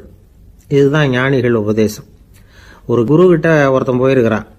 எனக்கு சண்டை போட கற்றுக் கொடுங்கன்னா. அதுக்கு என்ன செய்யணும்னார். என்ன உங்கள் மாணவனாக சேர்த்துங்கண்ணா. சரி இப்போ உன்னுடைய பலம் என்னன்னு கேட்டிருக்கார். இப்போ நான் தனி ஆளாக இருந்து ஒரு 100 பேரை சமாளிப்பேன் நானா. சரி அப்படின்னா என்னுடைய மாணவனாக உன்னை சேர்த்துக்கிறேன்ருக்கார். சேர்த்துக்கிட்டார். 6 மாதம் பயிற்சி கொடுத்தார். அதுக்கப்புறம் இவனை கூப்பிட்டு கேட்டார், இப்போ உன்னுடைய திறமை எவ்வளவுன்னு. இப்போ நான் தனி ஆளாக இருந்து ஒரு 50 பேரை சமாளிப்பேன் நானா. இன்னும் உனக்கு பயிற்சி தேவைன்னாராம். தொடர்ந்து சில நுட்பங்களை எல்லாம் சொல்லி கொடுத்துருக்கிறார். 1 வருஷம் ஆச்சு. எல்லாத்தையும் கற்றுக் கொடுத்துட்டார். அப்புறம் கூப்பிட்டு கேட்டார், இப்போ உன்னுடைய திறமை எப்படிப்பா, எதிரிகள் எத்தனை பேரை உன்னால் சமாளிக்க முடியும்னாராம். அவன் சொன்னான், ஐயா எதிரிகளின் பலம் என்னங்கிறத புரிஞ்சிக்காம அதை நான் சொல்ல முடியாதுன்னு நானும். இனிமேல் உனக்கு பயிற்சி தேவையில்லை, போயிட்டு வான்னு அனுப்பி வச்சுட்டாரான். ஒரு உண்மையை நாம் புரிஞ்சுக்கணும். அதாவது அடிக்கிறதுக்கு நமக்கு துணிச்சல் தேவையில்லை, அடிக்காமல் இருக்கிறதுக்கு தான் துணிச்சல் தேவை. அடித்தா திருப்பி அடிக்கிறவன் மன உறுதி உள்ளவன் இல்லை, அடித்தா திருப்பி அடிக்காமல் இருக்கிறான் பாருங்க, அவன் தான் மன உறுதி உள்ளவன். ஒருத்தன் தலை திரிக்க வேகமாக ஓடிக்கிட்டு இருந்தான். எங்கடா ஓடுற அப்படின்னா, எதுக்க வந்தவன். ஒரு சண்டையை நிறுத்தத்தான் இப்படி ஓடுறேன் அப்படின்ட்டுருக்கான். யாருக்கும் யாருக்கும் சண்டை, எனக்கும் இன்னொரு ஆளுக்கும் சண்டை அப்படின்னு அவன். எது ரொம்பவும் கஷ்டமான காரியம் அப்படின்னு கேட்டார் ஒருத்தர். ஒருத்தருக்கு ஒருத்தர் சண்டை போடாமல் இருக்கிறது தான் ரொம்ப கஷ்டமான காரியம் அப்படின்னு தோணுது. ஒரு நாட்டுக்கும் இன்னொரு நாட்டுக்கும் சண்டை, நாட்டுக்குள்ளேயே ஒரு குரூப்புக்கும் இன்னொரு குரூப்புக்கும் சண்டை. ஏன் சண்டை போட்டுக்கிறீங்கன்னு கேட்டு பாருங்கள். நாங்கள் சமாதானத்துக்காக தான் சண்டை போட்டுக்கிறோம் அப்படிம்பாங்க. வாழறதுக்காக பிறந்த மனுஷன் லட்சியத்துக்காக உயிரை விட தயார் அப்படின்னு சொல்லிகிட்டு இருப்பான். அப்படி உயிரை விடுறவங்கள நாமளும் பாராட்டுவோம். ஆனால் ஒன்றுமில்லாத விஷயங்களுக்கெல்லாம் சண்டை போடுறவங்களெல்லாம், அப்படிப்பட்டவங்களையும் சரி உயிரை விடுறவங்களையும் சரி என்னென்னு சொல்கிறது, யுத்தங்களாலேயும் சண்டைகளாலேயும் நாம் அடையிறது என்னங்கிறது ஒரு பக்கம் இருக்கட்டும், இழக்கிறது என்ன தெரியுமா? ஏராளமான உயிர்கள். ரத்தம் சிந்தறதுக்கு நான் தயார் அப்படின்னு மார்தட்டி சொல்லலாம். ஆனால் ரத்தம் சிந்தினா உயிர் காத்துக்கிட்டு இருக்க தயார் இல்லை. அதாவது உயிர் நமக்காக காத்துக்கிட்டு இருக்க தயார் இல்லை. இழக்கிற ரத்தத்தை ஈடுகட்டினா தான் உயிரை காப்பாற்ற முடியும். அதனால் இது சம்மந்தமாக ஆராய்ச்சி செய்கிற கட்டாயம் ஏற்பட்டு போச்சு. அதோட விளைவாக புதுசாக ஒன்றை கண்டுபிடிச்சிருக்கிறாங்க. அதுதான் செயற்கை ரத்த பொடி. இப்போ இந்த திடீர் சாம்பார் பொடி, திடீர் ரசப்பொடி, திடீர் காப்பி பொடி இப்படிலாம் சொல்கிறோம்ல, அது மாதிரி இது திடீர் ரத்த பொடி. இஸ்ரேல் ஒரு சின்ன நாடு, மக்கள் தொகை குறைச்சல், அதோட போர்கள் வேறு. அதனால் காயம்பட்டவங்களை காப்பாற்றியே தீர வேண்டிய கட்டாயம். காப்பாற்றணும்னா ரத்த இழப்பை தடுக்கணும். அப்படின்னா உடனடியாக புது ரத்தம் செலுத்தி ஆகணும். திடீர்னு ரத்தம் வேணும்னா எங்கே போகிறது? அதுவும் கிடைக்கிற ரத்தம் சேர்கிற குரூப்பாக இருக்கணும். ஒரு வேடிக்கை பார்த்தீங்களா, நான் வேறு குரூப்பு நீ வேறு குரூப்புன்னு இவன் சண்டை போடுறான். இதில் அடிபட்டவனுக்கு ரத்தம் கொடுக்க போனால் அதுலேயும் அது வேறு வேறு குரூப்பாக இருக்குது. அது ரத்தமும் வேறு வேறு குரூப்புன்னு சொல்லிகிட்டு இருக்குது. எந்த குரூப்பு ரத்தம் வேணும், அது உடனடியாக கிடைக்கலன்னா என்ன பண்ணுறது? இப்படிப்பட்ட கஷ்டம்லாம் நமக்கு வந்துடுது. இதுக்காக தான் விஞ்ஞானிகள் இந்த ரத்த பொடியை கண்டுபிடிச்சிருக்கிறாங்க. அதாவது ஒரு ஆள் அடிபட்டு போட்டான்னு வச்சுங்களேன், அவனுக்கு ரத்தம் கிடைக்கல, உடனே என்ன பண்ணலாம்? இந்த சுத்தப்படுத்தப்பட்ட தண்ணீரை கொஞ்சம் எடுத்துக்க வேண்டியது, அதில் இந்த ரத்த பொடியை கரைக்க வேண்டியது. இப்போ இந்த செயற்கை ரத்தம் தயாராகிட்டுது. இதை அந்த ஆள் உடம்புல ஏற்றி விட்டுற வேண்டியது. இயற்கையாக நம்ம உடம்புல இருக்கிற ரத்தம் என்னென்ன வேலை செய்யுதோ அதே வேலையை இதுவும் செய்யும். அதாவது ஆக்சிஜனை உடம்புல எல்லா இடத்துக்கும் எடுத்துகிட்டு போகுது. அந்த வேலையை இந்த செயற்கை ரத்தமும் செஞ்சுருது. ஆனால் ஒரு விஷயம், இந்த செயற்கை ரத்தம் ஒரு அவசரத்துக்கு தான் உபயோகப்படுத்தலாம், ஒரு முதல் உதவி மாதிரி. அதை அப்படியே நிரந்தரமாக விட்டுற முடியாது. பின்னாடி தேவையான குரூப்பு உண்மையான ரத்தம் கிடைச்ச உடனே அதை செலுத்திக்கணும். உண்மையான ரத்தத்தை 20லேருந்து 40 நாள் வரைக்கும் தான் பாதுகாக்க முடியும். அதுவும் குளிர்பதன பெட்டியில். அதுக்குள்ளே உபயோகப்படுத்தலைன்னா அது வீணாக போயிடும். இந்த ரத்த பொடி அப்படி இல்லை, எவ்வளோ நாள் வேணும்னாலும் அப்படியே வச்சுருக்கலாம். குளிர்பதன பெட்டியும் தேவையில்லை. ஆனால் ஒன்று, இது தண்ணியில் கலந்து செயற்கை ரத்தமாக ஆக்கிவிட்டா அதோட வலு 72 மணி நேரம் தான். அதாவது 3 நாள். அதுக்குள்ளே அந்த ஆசாமியை எங்கேயாவது ஆஸ்பத்திரிக்கு தூக்கிட்டு போய் உண்மையான ரத்தத்தை கொடுத்துடணும். சண்டையில் அடிபடுறவங்க, சாலை விபத்தில் அடிபடுறவங்க, இவங்களுக்கெல்லாம் அவசரத்துக்கு கை கொடுத்து உதவுறது இந்த செயற்கை ரத்த பொடி. அதுக்கப்புறம் நாம் கொடுக்குற ரத்தம் தான் அவங்கள காப்பாற்றணும். இன்றைக்கி ரத்தத்தை தானமாக கொடுக்க தயாராக இருக்கிற நல்ல உள்ளங்கள் ஏராளம். எவ்வளவு ஆக்சிடெண்ட்டு, ஆப்ரேஷன், இதில் சம்மந்தப்பட்டவங்களை காப்பாற்றுறது நாம் தானமாக கொடுக்குற ரத்தம் தானே. ஒரு ஆக்சிடெண்ட்டு, ஒரு ஸ்கூட்டர் ஒரு ஆள் மேலே மோதி விட்டுது, பார்த்து வரக்கூடாதா அப்படின்னா அந்த ஆள், நீ தான் பார்த்து நடக்கணும், ஏன்னா 20 வருஷமாக நான் அந்த ஸ்கூட்டரை ஓட்டிகிட்டு இருக்கிறேன் அப்படின்னானா இவன். இதுக்கு அவன் சொன்னானா, நீ தான் பார்த்து ஓட்டணும், ஏன்னா 40 வருஷமாக நான் இப்படி நடந்துக்கிட்டு இருக்கிறேன் அப்படின்னானா. ஒருத்தர் அவசரமாக போய்கிட்டு இருந்தார். எங்கே போய்கிட்டு இருக்கீங்க அப்படின்னு கேட்டார் ஒரு பெரியவர். கடைக்கு போகிறேன் சார், சாமான் வாங்கிறதுக்கு அப்படின்னார். அங்கே போகிறதுக்கு முன்னாடி தெரிஞ்சிக்க வேண்டியதெல்லாம் தெரிஞ்சுக்கிட்டீங்களா அப்படின்னு கேட்டார் பெரியவர். கடைக்கு போய் காசை கொடுத்து ஒரு பொருளை வாங்கிட்டு வரப்போகிறோம், இதில் தெரிஞ்சிக்க வேண்டியது என்ன இருக்குது அப்படின்னார் அலட்சியமாக. இப்போ அந்த பெரியவர் பேச ஆரம்பித்தார். இந்த உலகத்தில் எந்த ஒரு செயலில் இறங்குறப்பவும் நாம் நல்லா ஆலோசனை பண்ண வேண்டிய விஷயம் 5 அப்படின்னார். உதாரணமாக, ஒருத்தன் கடைக்கு போய் ஏதோ ஒரு பொருளை வாங்கிட்டு வர போகிறான்னு வச்சுக்கோங்களேன். அப்போ கூட அவன் 5 விஷயங்களை பற்றி தெரிஞ்சுக்க வேண்டியிருக்குது அப்படிங்கிறார் அவர். முதல்ல அந்த பொருள் எப்படிப்பட்டது அப்படிங்கிறத தெரிஞ்சுக்கணும். 2வதா தன்னை பற்றியும் தெரிஞ்சுக்கணும். அப்போ தான் அந்த பொருள் தனக்கு தேவையா இல்லையா அப்படிங்கிறத புரிஞ்சுக்க முடியும். 3வதா தெரிஞ்சுக்க வேண்டியது ஒன்று இருக்குது. அது என்னன்னா அந்த பொருளை அடையறதுக்கு வழி என்ன அப்படிங்கிறது தெரிஞ்சுக்கணும். அதாவது எவ்வளவு பணம் கொடுத்தா அது கிடைக்கும், இது மாதிரியான விஷயங்கள். 4வதா அந்த பொருளை அடையிறது மூலமா நாம் அடையக்கூடிய பயன் என்ன அப்படிங்கிறதையும் உணரணும். 5வது அந்த பொருளை அடையிறதுல இருக்கக்கூடிய தடை எது அப்படிங்கிறதையும் நாம் தெரிஞ்சுக்கணும். பெரியவர் பேசுறது ஏதோ தத்துவம் மாதிரி தெரியுது இல்லையா, தத்துவம் தான். அதாவது இப்படி உலகியல் வாழ்க்கையில் சின்ன சின்ன விஷயங்கள்லேயே நாம் 5 விஷயங்களை தெரிஞ்சுக்க வேண்டி இருக்குது. அது ரொம்ப அவசியமாக இருக்குது. பேரின்ப நிலைன்னு சொல்கிறாங்கல்ல, அது மாதிரி பெரிய சமாச்சாரங்கள்லேயும் இந்த 5 விஷயங்களை நாம் தெரிஞ்சுக்க வேண்டியிருக்குது. அதுக்கு பேர் என்னன்னா அர்த்த பஞ்சகம். வைணவ சமயத்தில் அர்த்த பஞ்சகம்ங்கிறது ரொம்ப பெரிய விஷயம். கடைக்கு போகிறது மாதிரி கடவுளை பார்க்க போகிறப்போ நாம் 5 விஷயங்களை தெரிஞ்சுக்கணுமா. முதல்ல பரம்பொருள் அப்படிங்கிறது என்ன, அதோட தன்மைகள் என்ன, இதை தெரிஞ்சுக்கணும். இதுக்கு பேர் என்னன்னா பரமாத்ம ஸ்வரூபம் அப்படின்னு பேர். 2வது நாம யாரு, நம்மோட தன்மை என்ன அப்படிங்கிறத தெரிஞ்சுக்கணும். நான் யாருன்னு எனக்கே தெரியலங்கிறப்போ இதை நான் சொல்றேன்னு இது என்னுடையதுன்னு சொல்றது தப்பு தானே. அப்புறம் 3வது விஷயம் பரம்பொருளை நாம் அடையறதுக்கு வழி எது, இதை தெரிஞ்சுக்கணும். இது உபாய ஸ்வரூபம் அப்படின்னு பேர். 4வது விஷயம் நாம் அடைய வேண்டிய பயன்கள் என்ன அப்படிங்கிறது தெரிஞ்சுக்கிறது. இதுக்கு புருஷார்த்தம் அப்படின்னு பேர்.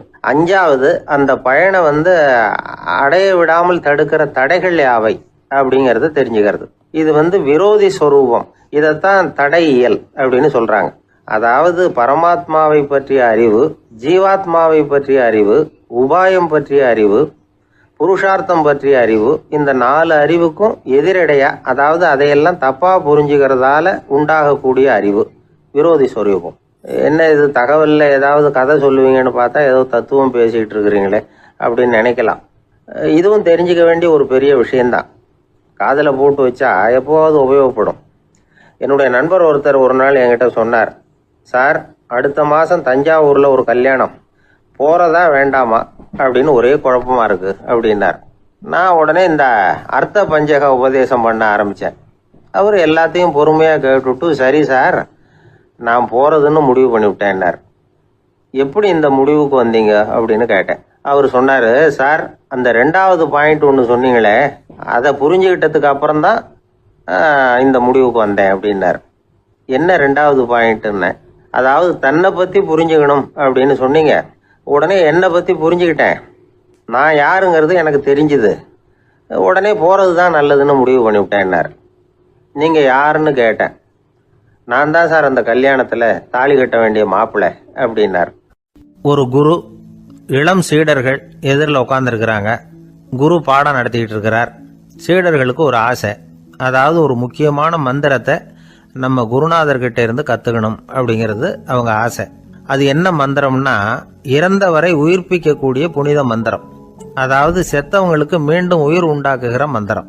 குருவே தயவு பண்ணி அந்த மந்திரத்தை எங்களுக்கு உபதேசிக்கணும் அப்படின்னு கேட்டாங்க. அது ரொம்ப ஆபத்தானது, அது என்னத்துக்கு உங்களுக்கு வேண்டாமேன்னாராம் குரு.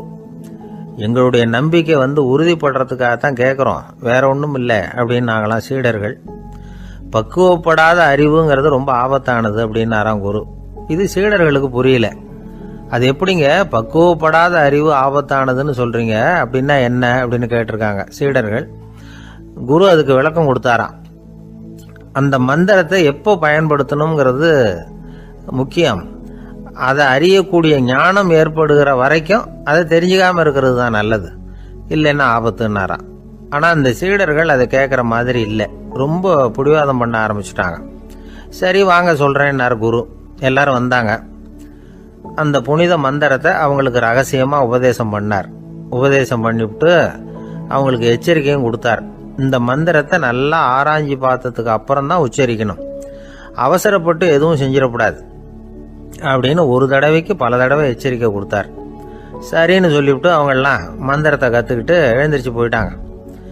ஒரு நாள் அந்த சீடர்கள் எல்லாம் மணற்பாங்கான இடத்துல அப்படியே நடந்து போயிட்டு இருக்கிறாங்க. ஒரு பாலைவன பகுதி மாதிரி ஒரு இடம். அங்கே ஒரு இடத்துல எலும்புகள் குவியலாக கிடந்தது. உடனே இந்த சீடர்கள் முன்ன பின்ன யோசிக்காம தியானமும் பண்ணாம அந்த மந்திரத்தோட பயனை சோதிச்சு பார்க்கணும் அப்படின்னு நினச்சிக்கிட்டு அந்த மந்திரத்தை உச்சரிக்க ஆரம்பிச்சிட்டாங்க. அவ்வளவுதான். உடனே என்னாச்சு தெரியுமா? அந்த எலும்புகள் எல்லாம் ஓநாய்களாக மாறி அவங்கள துரத்த ஆரம்பிச்சுட்டுது. சீடர்கள் எல்லாம் தலைதெறிக்க ஓட ஆரம்பிச்சிட்டாங்க. ஓநாய்களும் விடலை, அவங்கள துரத்தி பிடிச்சி கடிச்சு குதற ஆரம்பிச்சுட்டுது.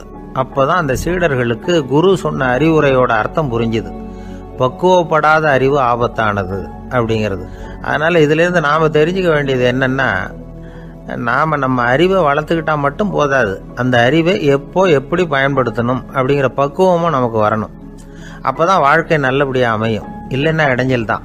இந்த காலத்தில் சில சின்ன பிள்ளைங்களுக்கே அறிவு ரொம்ப பக்குவப்பட்டிருக்குங்கிறத உணர முடியுது.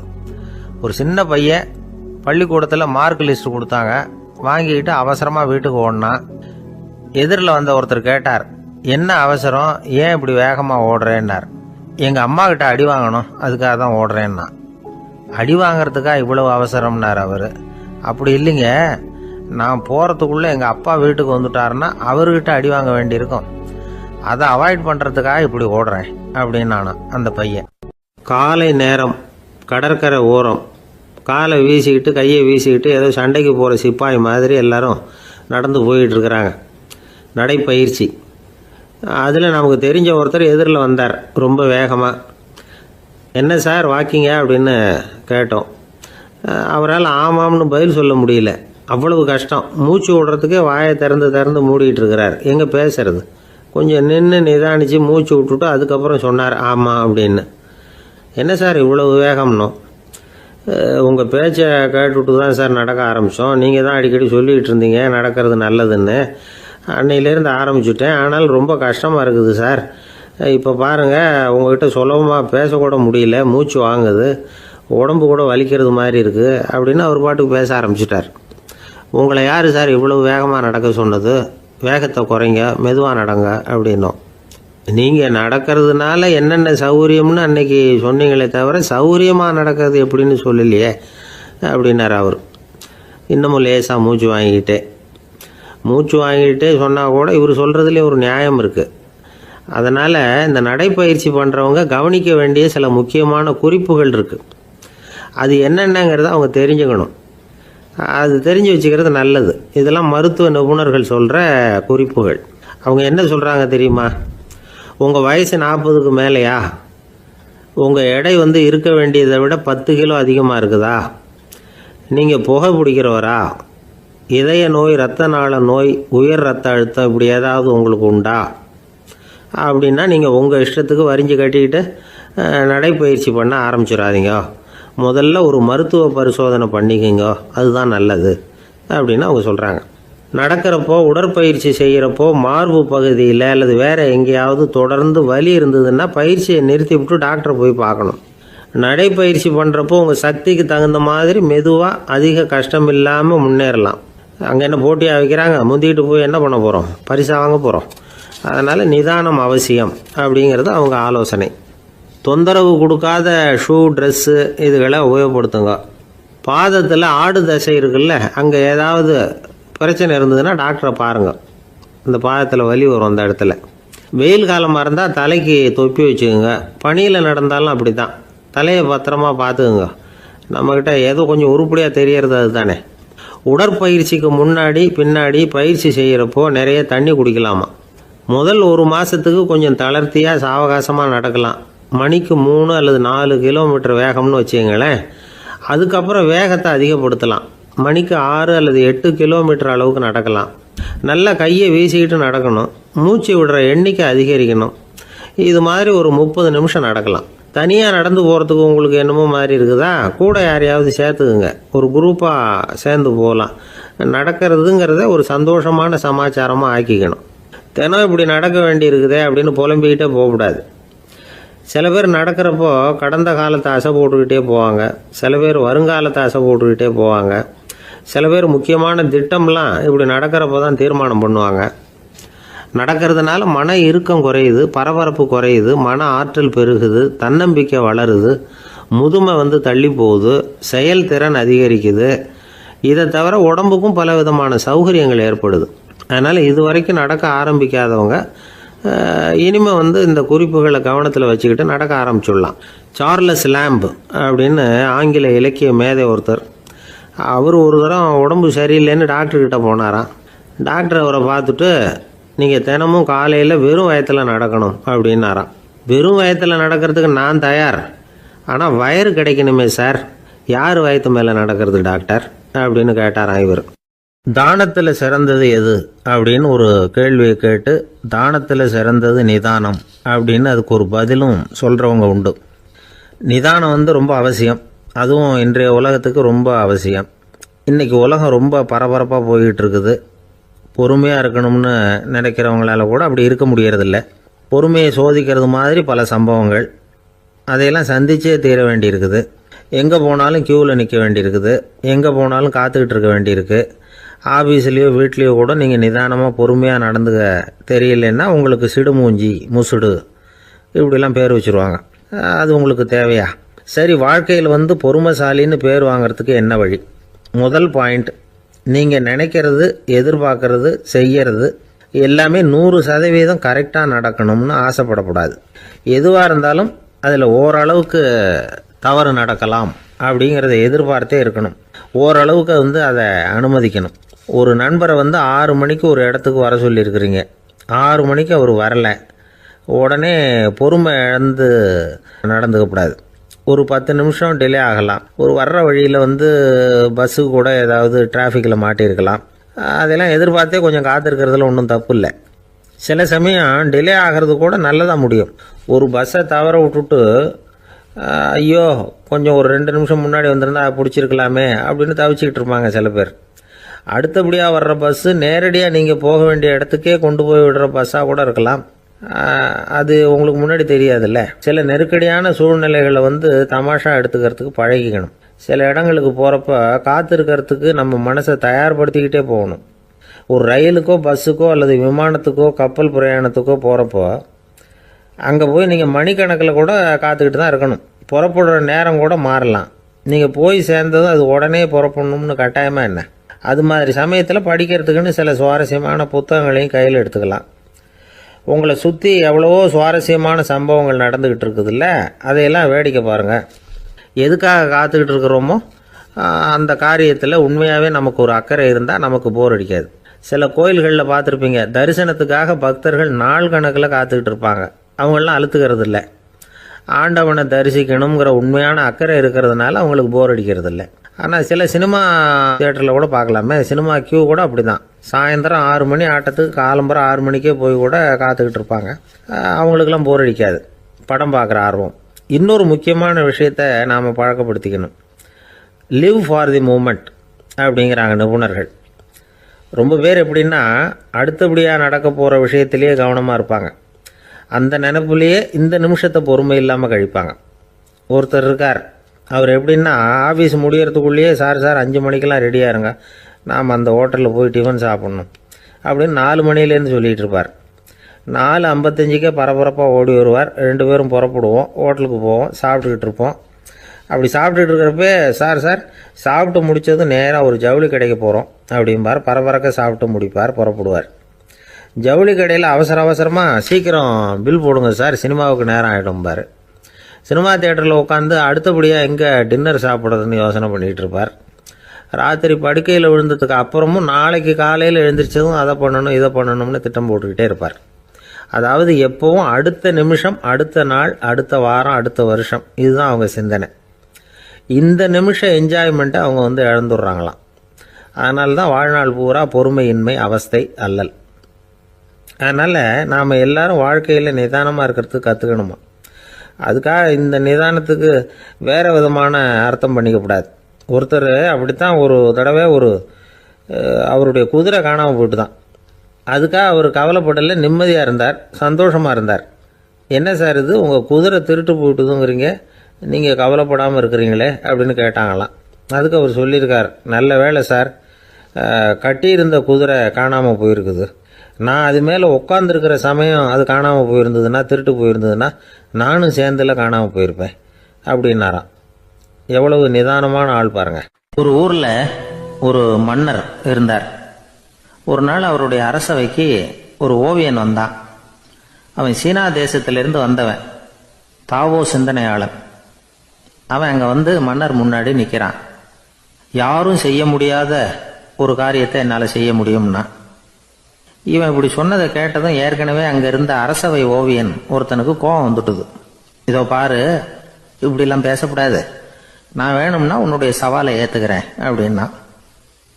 நாம் 2 பேரும் ஓவியம் தீட்டுவோம், அதை பார்த்துட்டு நம்ம 2 பேரில் யார் சிறந்த ஓவியன் அப்படிங்கிறத மன்னரே தீர்மானம் செய்யட்டும், என்ன சொல்கிற அப்படின்னு கேட்டான். அவனும் சரின்னு ஒத்துக்கிட்டான். போட்டி ஆரம்பமாச்சு. அரசர் அவங்களுக்கு 2 சுவர்களை ஒதுக்கி கொடுத்தார். 6 மாத காலம் அவகாசம் கொடுத்தார். 2 ஓவியர்களும் அவங்கவங்க வேலையை ஆரம்பிச்சாங்க. இரவு பகலாக வேலை செய்ய ஆரம்பிச்சுட்டாங்க. 6 மாதம் முடிஞ்சது. அரசர் வந்து பார்த்தார். முதல்ல தன்னுடைய அரசவை ஓவியர் தீட்டி இருந்த ஓவியத்தை பார்த்தார். ரொம்ப பிரமாதமாக இருந்தது, பாராட்டினார். இதோ பாரு, உன்னுடைய ஓவியம் அற்புதமாக இருக்கு, உயிரோட்டம் உள்ளதாக இருக்குது, கலையின் உச்சமே இதுதான், இதை விட சிறந்த ஒரு ஓவியத்தை வேற யாராலையும் படைக்க முடியாது அப்படின்னார். அதுக்கப்புறம் அந்த சீன ஓவியன்கிட்ட போனார். எங்க உன்னுடைய ஓவியம்னு கேட்டார். திரைச்சீலையை விலக்கி விட்டு பாருங்கன்னா. மன்னர் வந்து அந்த திரைச்சீலையை விளக்குனார். உள்ள வந்து ஓவியம் இருக்க வேண்டிய இடம் கண்ணாடி மாதிரி தெரிஞ்சுது. அவன் அந்த 6 மாச காலமா அந்த சுவரை வந்து தேய்ச்சி தேய்ச்சி கண்ணாடி மாதிரி ஆக்கி வச்சிருக்கிறான். அதுக்கு நேராக எதிர் சுவரில் அரசவை ஓவியன் தீட்டின ஓவியம் இருக்கு. அது எதிரில் இருந்த இந்த கண்ணாடியில் பட்டு பிரதிபலிக்குது. மன்னர் யோசனை பண்ண ஆரம்பிச்சார்.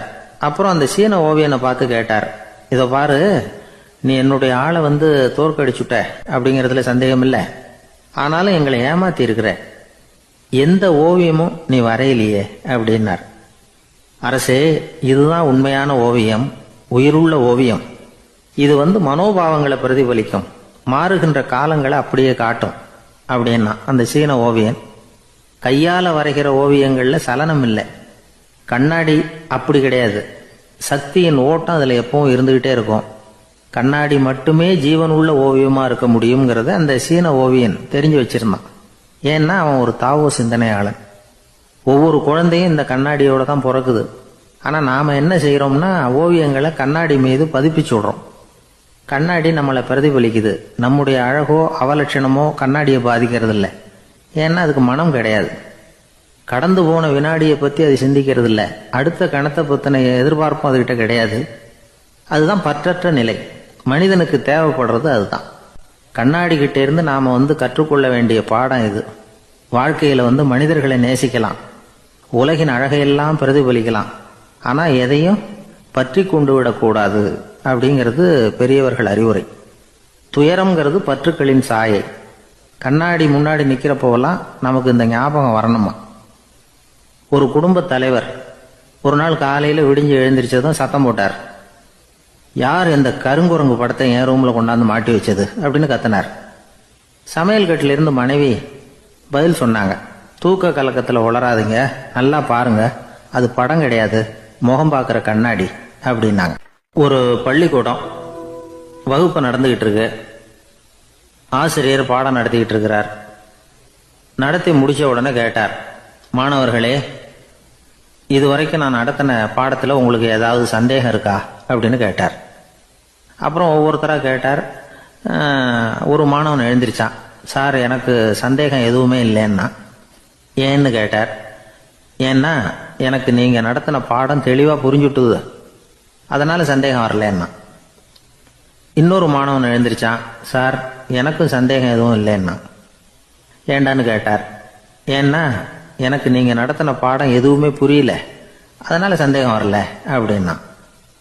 இந்த இடத்துல நாம் கொஞ்சம் சிந்திச்சு பார்க்கணும். இந்த உலகத்தில் எல்லாம் புரிஞ்ச ஒருத்தனுக்கும் சந்தேகம் வராது, எதுவுமே புரியாத ஒருத்தனுக்கும் சந்தேகம் வராது. அறகுறையாக புரிஞ்சுக்கிட்டவன் இருக்கான் பாருங்க, அவனுக்கு தான் அடிக்கடி சந்தேகம் வரும். ஆக மாணவர்களை இந்த 3 வகையாக பிரிக்கலாம். அதே மாதிரி தான் மனிதர்களையும் 3 வகையாக பிரிக்கிறாங்க ஆன்மீகவாதிகள். ஒரு ஆன்மீக பெரியவர் என்ன சொல்றார் தெரியுமா? இந்த உலகத்துல 3 வகையான மனிதர்கள் இருக்கிறாங்களாம். முதல் வகை எப்படி தெரியுமா? இவங்களுக்கு எதையும் தெரிஞ்சுக்கணுங்கிற அவசியமே கிடையாது. ஏன்னா அவங்களுக்கு எல்லாமும் தெரியும். இவங்க வந்து ஞானத்தின் முழு வடிவா இருக்கிற காரணத்தினால அவங்களுக்கு எந்த சந்தேகமும் இல்லை, எந்த கேள்விகளும் கிடையாது. இந்த நிலையில் இருக்கிறவன் கிருஷ்ணன். எல்லாத்துக்கும் விடை தெரிஞ்சுக்கிட்ட நிலையில் அவன் விடையாக மாறிவிட்டான் அப்படின்னு சொல்லுவாங்க. ரெண்டாவது நிலையில் இருக்கிறவன் அர்ஜுனன். இவனுக்கு எப்போ பார்த்தாலும் கேள்விதான், சந்தேகம்தான். பதில் சொல்ல சொல்ல அவனுக்கு இருக்கிற சந்தேகமும் அதிகமாகிட்டே இருக்கும், குறையவே குறையாது. அர்ஜுனன் மாதிரி உள்ளவங்க எப்பவும் கேள்வி கேட்டுக்கிட்டே இருப்பாங்க. ஒரு கேள்விக்கு விடை கிடைச்சுட்டுன்னு வைங்க, உடனே இன்னொரு கேள்வி அவங்க கிட்ட இருந்து வரும். கிருஷ்ணனுடைய நிலை எப்படின்னா அது கேள்விகளே அற்ற ஒரு நிலை. அர்ஜுனனுடைய நிலை எப்படின்னா அது கேள்விகளை தவிர வேறு எதுவும் அற்ற ஒரு நிலை. இவங்களை தவிர இன்னொரு ஆள் இருக்கிறான், அவனுக்கும் கேள்விகள் அற்ற ஒரு நிலை தான். அவன் யாருன்னா துரியோதனன். இவனுக்கு தெரிஞ்சுக்கணுங்கிற எண்ணமே சுத்தமாக கிடையாது. ஆவலே இல்லைங்கிறதுனால அதை புரிஞ்சுக்கணுங்கிற அவசியமும் இல்லை. அதனால அவனுக்கு கேள்விகள் அற்ற ஒரு நிலையில அவன் இருந்துகிட்டு இருக்கிறான். எல்லா பதிலும் தெரிந்து கொண்ட நிலையில கிருஷ்ணனும் கேள்விகள் அற்ற நிலையில இருக்கிறான். தெரிஞ்சுக்கணுங்கிற ஆவலே இல்லாத துரியோதனனும் கேள்விகள் அற்ற நிலையிலே இருக்கிறான். இப்படியும் இல்லாம அப்படியும் இல்லாம ரெண்டும் கெட்டான நிலையில இருக்கிறானே, அவன் தான் அர்ஜுனன். அதனால பெரியவங்கள்லாம் என்ன சொல்றாங்கன்னா, இந்த உலகத்துல அர்ஜுனன்களா இருக்கிறவங்க ஒன்று துரியோதனனா மாறிடணும், இல்லைன்னா கிருஷ்ணனா மாறிடணும். இதை தவிர வேற வாய்ப்பு இல்லை. துரியோதனன் மாதிரி உள்ளது விலங்கு நிலை, கிருஷ்ணன் மாதிரி உள்ளது தெய்வ நிலை. அர்ஜுனன் விலங்காவும் ஆக முடியல, தெய்வமாவும் ஆக முடியல. இப்படி ரெண்டும் கெட்டானா இருக்கிற வரைக்கும் இந்த கேள்விகளும் பிரச்சனைகளும் இருந்துகிட்டே தான் இருக்கும். இதுதான் பெரியவர்கள் சொல்லுகிற அனுபவ உண்மை. ஒரு ஆசிரியர் ரொம்பவும் விரிவா விளக்கமா பாடம் நடத்தின பிறகு, மாணவர்களே ஏதாவது சந்தேகம் இருந்தா கேளுங்கன்னாராம். ஒரு மாணவன் எழுந்திருச்சான். சார், எனக்கு ஒரு சந்தேகம்னா. என்னன்னு கேட்டார். இது வரைக்கும் என்ன பாடம் சார் நடத்துனீங்க அப்படின்னா அந்த பையன். ஒரு ஊர்ல ஒருத்தர் இருந்தான். ஏதோ ஒரு சின்ன அலுவலகத்துல வேலை பார்த்துக்கிட்டு இருந்தான். ரொம்ப ஏழை. வர்ற கொஞ்சம் வருமானத்தை வச்சு வாழ்க்கையை ஓட்டிகிட்டு இருந்தான். ஒரு நாள் தெரு வழியாக அவன் நடந்து வந்துகிட்டு இருக்கிறான். தெருவில் ஒரு காசு கிடந்தது. அதை பார்த்துட்டான். அது குனிஞ்சு எடுத்தான். அது ஒரு பழங்கால காசு. அந்த காசு நடுவில் ஒரு துளை இருந்தது, அதாவது துளையிட்ட நாணயம். பழங்காலத்தில் புழக்கத்தில் இருந்த ஒரு நாணயம் அது.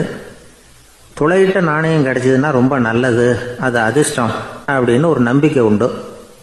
இவன் கையில் அது கிடைச்சதும் ரொம்ப சந்தோஷப்பட்டான். இனிமேல் என்னுடைய கஷ்டம்லாம் தீரப்போகுது, அதிர்ஷ்டம் என்னை தேடி வரும், நான் பணக்காரன் ஆகிடுவேன் அப்படின்னு சொல்லிட்டு அந்த காசை தன்னுடைய கோட்டு பையில் பத்திரமா போட்டு வச்சுக்கிட்டான். அடிக்கடி அதை தொட்டு பார்த்துக்கிறது உண்டு, வெளியில் எடுக்க மாட்டான். இப்படியே கொஞ்ச காலம் ஆச்சு. அதுக்கப்புறம் என்னாச்சு தெரியுமா?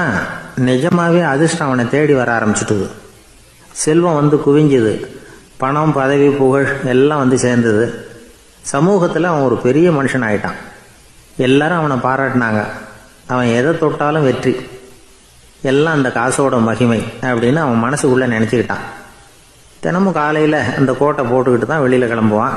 புறப்படுறதுக்கு முன்னாடி கோட்டு பாக்கெட்டை தொட்டு பார்த்துக்குவான், உள்ளே காசு இருக்கா அப்படிங்கிறத உறுதிப்படுத்திக்குவான். அதுக்கப்புறம் தான் வெளியில் கிளம்புவான். இப்படியே பல வருஷம் ஓடி போச்சு. ஒரு நாள் அவனுக்கு அந்த ஆசை வந்துட்டுது, அதாவது அந்த துளையிட்ட நாணயத்தை எடுத்து கண்ணால் பார்க்கணும் அப்படின்னு. காலையில் சாப்பிட்டுக்கிட்டு இருந்தான். அப்போ தன்னுடைய மனைவி கிட்ட சொன்னான், ரொம்ப நாளைக்கு அப்புறம் என்னுடைய அந்த நாணயத்தை இன்னைக்கு வெளியில் எடுத்து பார்க்க போகிறேன்னா. என்னத்துக்கு அது, இப்போ அதை பார்க்க வேணாமே அப்படின்னு மெதுவாக இழுத்தாங்க அந்த அம்மா. இல்லை நான் பார்த்தே தீரணும் அப்படின்னு அவன் தன்னுடைய சட்டை பைக்குள்ள கையை விட்டான். உள்ளே இருந்த நாணயத்தை வெளியில் எடுத்தான். பார்த்தா அவனுக்கு ஆச்சரியமாக போச்சு. அந்த நாணயத்தில் தொலையே இல்லை. என்ன ஆச்சு அப்படின்னு சொல்லி அவன் ரொம்ப குழம்பி போயிட்டான். இப்போ அந்த அம்மா சொன்னாங்க, நான் தான் ஒரு நாள் உங்கள் கோட்டு ரொம்பவும் தூசியாக இருக்கேன்னு சொல்லி அதை ஜன்னலுக்கு வெளியில் உதறினேன். உள்ளே இருந்த அந்த காசு அப்போ எனக்கு தெரியாது, ஞாபகத்தில் இல்லை. அது தெருவில் விழுந்துட்டது போல இருக்கு. அதுக்கப்புறம் எவ்வளவோ தேடி பார்த்தேன், கிடைக்கல. அதுக்குள்ளே அதை யாரோ எடுத்துகிட்டு போயிட்டாங்க போல இருக்கு.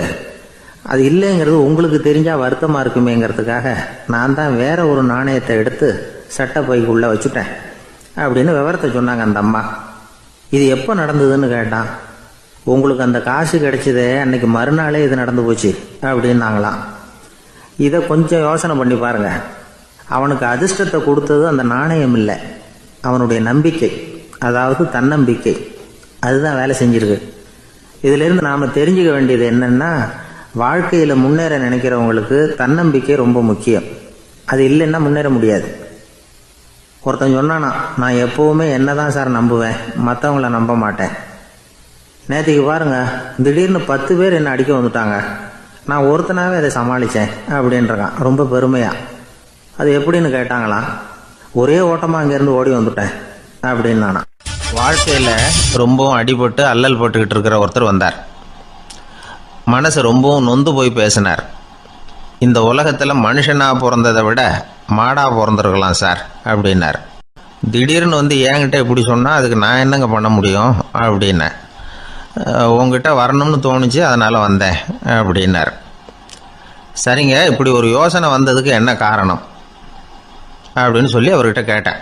அதுக்கு அவர் சொன்னார், என் பையனுக்கு வேலை தேடுறேன் கிடைக்கல, பொண்ணுக்கு மாப்பிள்ளை தேடுறேன் கிடைக்கல, வீடு கட்டுறதுக்கு கடன் கேட்குறேன் கிடைக்கல. மாடாக பிறந்திருந்தா இது மாதிரி கவலையெல்லாம் கிடையாதுல்ல, பேசாமல் வைக்கோலை தின்னுக்கிட்டு அசை போட்டுக்கிட்டே கடந்து விடலாமே அப்படின்னார் அலட்சியமாக. அதுக்கப்புறம் தான் அவர் சொன்ன கருத்தை நானும் கொஞ்சம் அசை போட ஆரம்பித்தேன் மனசுக்குள்ளே. இப்போது இயற்கையை பொறுத்த வரைக்கும் அது நாம் எல்லாரும் மகிழ்ச்சியாக வாழணும் அப்படின்னு தான் விரும்புது. விலங்குகள், பறவைகள், தாவரங்கள், அப்புறம் மற்ற உயிரினங்கள் எல்லாமும் நல்லபடியாக இருக்கணும் அப்படிங்கிறது தான் இயற்கையோட விருப்பம். அதில் ஒன்றும் சந்தேகம் இல்லை. இயற்கையோட அமைப்பை கொஞ்சம் கவனித்து பார்த்தா அதை நாம் நல்லா புரிஞ்சுக்கலாம். இருந்தாலும் இந்த ஆள் சொன்னதை கேட்ட பிறகு தான் ஒரு முக்கியமான வேறுபாடு புரிஞ்சுது. அதாவது, இந்த உலகத்தில் உள்ள முக்கியமான பிரச்சனைகள் 6. அந்த 6 பிரச்சனைகளும் ஆடு மாடுகளுக்கு கிடையாது, மரம் செடி கொடிகளுக்கு கிடையாது. ஆனால் மனுஷன் அந்த 6 பிரச்சனைகளையும் சந்திக்க வேண்டியிருக்கு. சரி, அந்த 6 பிரச்சனைகள் என்னென்ன தெரியுமா? முதல்ல, இந்த ஆடு மாடுலாம் நமக்குன்னு சொந்தமாக ஒரு வீடு இல்லையே அப்படின்னு கவலைப்பட்டுக்கிட்டு இருக்கிறதில்ல. ஆனால் மனிதனுக்கு வீடு தேவைப்படுது. இது ஒரு வித்தியாசம். இப்போ 2வது பிரச்சனை என்னென்னா ஆடை பிரச்சனை. ஒரு கோழியோ சேவலோ நாம் போட்டுக்கிறதுக்கு ஒரு சட்டை இல்லையே அப்படின்னு கவலைப்படுறதில்ல. ஆனால் மனுஷனுக்கு அந்த கவலை உண்டு. சரி, இப்போ 3வது என்னன்னு பார்த்தா கல்வி பிரச்சனை. ஒரு பசுமாடு கவலையோடு நின்றுக்கிட்டு இருக்கு அப்படின்னு வச்சுக்குவோம். நீங்கள் அதுக்கிட்ட போய், ஏன் பசுமாடை கவலையோடு நின்றுக்கிட்டு இருக்கிற அப்படின்னு கேட்குறீங்க. என் கண்ணுக்குட்டிக்கு எல்கேஜியில் இடம் கிடைக்கல, டொனேஷன் கொடுக்கறதுக்கு கையில் பணமும் கிடையாது, சிபாரிசுக்கு யாரை பிடிக்கிறதுன்னு தெரியல, இப்படியா சொல்லிகிட்டு இருக்கோம். அதுக்கு அந்த கவலையெல்லாம் கிடையாது. ஆனால் மனிதனுக்கு அந்த கவலை உண்டு. 4வது என்னன்னு பார்த்தீங்கன்னா வேலைவாய்ப்பு பிரச்சனை. வேலை கிடைக்கலையே அப்படின்னு வேப்ப மரம் கவலைப்படுறதில்ல, ஆனால் மனுஷன் கவலைப்படுறான். 5வது என்னன்னு பார்த்தா கல்யாண பிரச்சனை. எருமை மாடு, பசு மாடு எல்லாம் பொண்ணுக்கு மாப்பிள்ளை தேடிட்டாலே இது பேப்பரில் மணமகன் தேவை அப்படின்னு விளம்பரமாக கொடுக்குது, அதெல்லாம் கிடையாது. 6வது என்னன்னு பார்த்தீங்கன்னா பணம் சம்பந்தமான பிரச்சனை. ஆடு மாடுலாம் பணத்தை சேமிக்கணும்னோ ஏதாவது நிதி நிறுவனத்தில் முதலீடு பண்ணணும்னோ நினச்சிக்கிட்டு இருக்கிறதில்ல. பணத்தை எப்படி காப்பாற்றுறது அப்படிங்கிற கவலையும் அதுகளுக்கு கிடையாது. குதிரை வந்து குளம்போடு பிறக்குது, அதனால் அது காடு மேடெல்லாம் கவலை இல்லாமல் தெரியலாம். ஆடு வந்து உடம்புல ரோமத்தோடு பிறக்குது, அதனால் அது குளிரை பற்றி கவலைப்பட வேண்டிய அவசியம் இல்லை. ஆனால் மனுஷனை பார்த்திங்கன்னா அவன் தான் ஒன்றுமில்லாமல் பிறக்கிறான். ஏன் இந்த பாகுபாடு அப்படின்னு கேட்டால் இதை பற்றி கொஞ்சம் சிந்திச்சு பார்க்கணும். அதாவது இந்த சந்தேகத்தை ஒரு பெரியவர்கிட்டையும் கேட்டேன். அவர் சொன்னார் இதுக்கு பதில். அவர் இதே கேள்வியை இயற்கை கிட்ட கேட்டாராம். இயற்கை பதில் சொல்லிச்சான். வேற யாருக்கும் கொடுக்காத ஒரு வலுவான கருவியை, ஒரு பவர்ஃபுல் வெப்பன் மனுஷனுக்கு கொடுத்துருக்கிறேன்னு, அந்த கருவியை உபயோகப்படுத்தி அந்த 6 பிரச்சனையை மட்டும் இல்லை, 6 கோடி பிரச்சனைகள் இருந்தாலும் அதையெல்லாம் சமாளிக்கலாம். அது கருவி என்ன தெரியுமா? அதுதான் 6வது அறிவு. அதை உபயோகப்படுத்தினா காலுக்கு செருப்பு தயார் பண்ணிக்கலாம், குளிருக்கு போர்வை தயார் பண்ணிக்கலாம், என்ன வேணும்னாலும் செய்யலாம் அப்படின்னு இயற்கை பதில் சொல்லிச்சான். அதனால் நாம் செய்ய வேண்டியது என்னென்னா, இயற்கையை முதல்ல சரியாக புரிஞ்சுக்கணும். இயற்கையின் படைப்பையே நாம் சரியாக புரிஞ்சுக்கிறது இல்லையே, அதுதான் வேதனை. இந்த கதையை கேளுங்க. இப்போ நகரத்திலேருந்து ஒரு ஆள் கிராமத்துக்கு வந்தான். அங்கே ஒரு சிறுவன் மாடு மேய்ச்சிக்கிட்டு இருந்தான். நகரத்து ஆள் சொன்னான், எவ்வளோ அழகான பசு, அது சரி, இதுக்கெல்லாம் ஏன் கொம்பு இல்லைன்னா. இதுக்கு அந்த பையன் பதில் சொன்னான், பசுமாட்டுக்கு கொம்பு இல்லாததுக்கு பல காரணங்கள் உண்டு. கண்ணுக்குட்டியாக இருந்தால் கொம்பு இருக்காது, பசு வளர்ந்து பெருசானதுக்கு அப்புறம் தான் கொம்பு முளைக்கும், இது ஒரு காரணம். சில சமயம் வளர்கிற கொம்பை எடுத்து விடுறது உண்டு, அது ஒரு காரணம். ஆனால் இதுக்கு ஏன் கொம்பு இல்லைன்னு கேட்குறீங்க. அதுக்கு என்ன காரணம்னா இது பசு இல்லை குதிரை அப்படின்னானா. கத்தியை தீட்டாதே புத்தியை தீட்டு அப்படின்னு ஒரு பெரியவர் புத்தி சொன்னார். அதை கேட்ட ஒரு இளைஞன், அது எப்படி பெரியவரை புத்தியை தீட்டுறது? கத்தியை தீட்டுன்னு சொன்னால் ஒரு கருங்கல்லில் கத்தியை தேய்க்கலாம், புத்தியை தீட்டுன்னு சொன்னால் எப்படி தலையை கொண்டுட்டு போய் தரையில் தேய்ச்சிக்கிட்டு இருக்க முடியுமா அப்படின்னா. அந்த பெரியவர் உடனே புரிஞ்சுக்கிட்டார், இந்த இளைஞனுக்கு புத்தி கூர்மை கம்மி அப்படிங்கிறத புரிஞ்சுக்கிட்டார். அது சரி, அறிவுக்கும் புத்திசாலித்தனத்துக்கும் என்ன வித்தியாசம்? இது ஒரு முக்கியமான கேள்வி. அறிவுன்னா என்ன, புத்திசாலித்தனம்னா என்ன? இதே கேள்வியை சாக்ரட்டிஸ் கிட்ட அவருடைய சீடன் ஒருத்தன் கேட்டானான். ஐயா, அறிவுக்கும் புத்திசாலித்தனத்துக்கும் என்னங்க வித்தியாசம் அப்படின்னு கேட்டிருக்கான். சாக்ரட்டிஸ் நிமிர்ந்து பார்த்துருக்கிறார் அந்த சீடனை. அதுக்கப்புறம் சொன்னாராம், நான் சொல்கிறேன் உன்னுடைய கேள்விக்கு பதில், ஆனால் அதுக்கு முன்னாடி நீ ஒரு காரியம் பண்ணணும்னாரான். என்னங்க செய்யணும் சொல்லுங்கன்றிருக்கான். அதோ பாரு, ஒரு பெரியவர் உட்காந்துருக்கிறாரு, அவர்கிட்ட போ, இங்கேருந்து பக்கத்தில் இருக்கிற அந்த கிராமத்துக்கு போய் சேர எவ்வளவு நேரம் ஆகும் அப்படின்னு கேட்டுட்டு வா அப்படி சொன்னார் சாக்ரட்டிஸ். சரின்னு சொல்லிவிட்டு இவன் போனான். அந்த பெரியவர் முன்னாடி போய் நின்னான். ஏங்க பெரியவரை, இங்கேருந்து அதோ தெரியுத அந்த கிராமத்துக்கு போய் சேர்றதுக்கு எவ்வளவு நேரம் ஆகும் அப்படின்னு கேட்டான். பெரியவர் நிமிர்ந்து பார்த்தார், ஆனால் பதில் எதுவும் சொல்லலை. இவன் மறுபடியும் ஒரு தடவை அதே கேள்வியை அவர்கிட்ட கேட்டான்.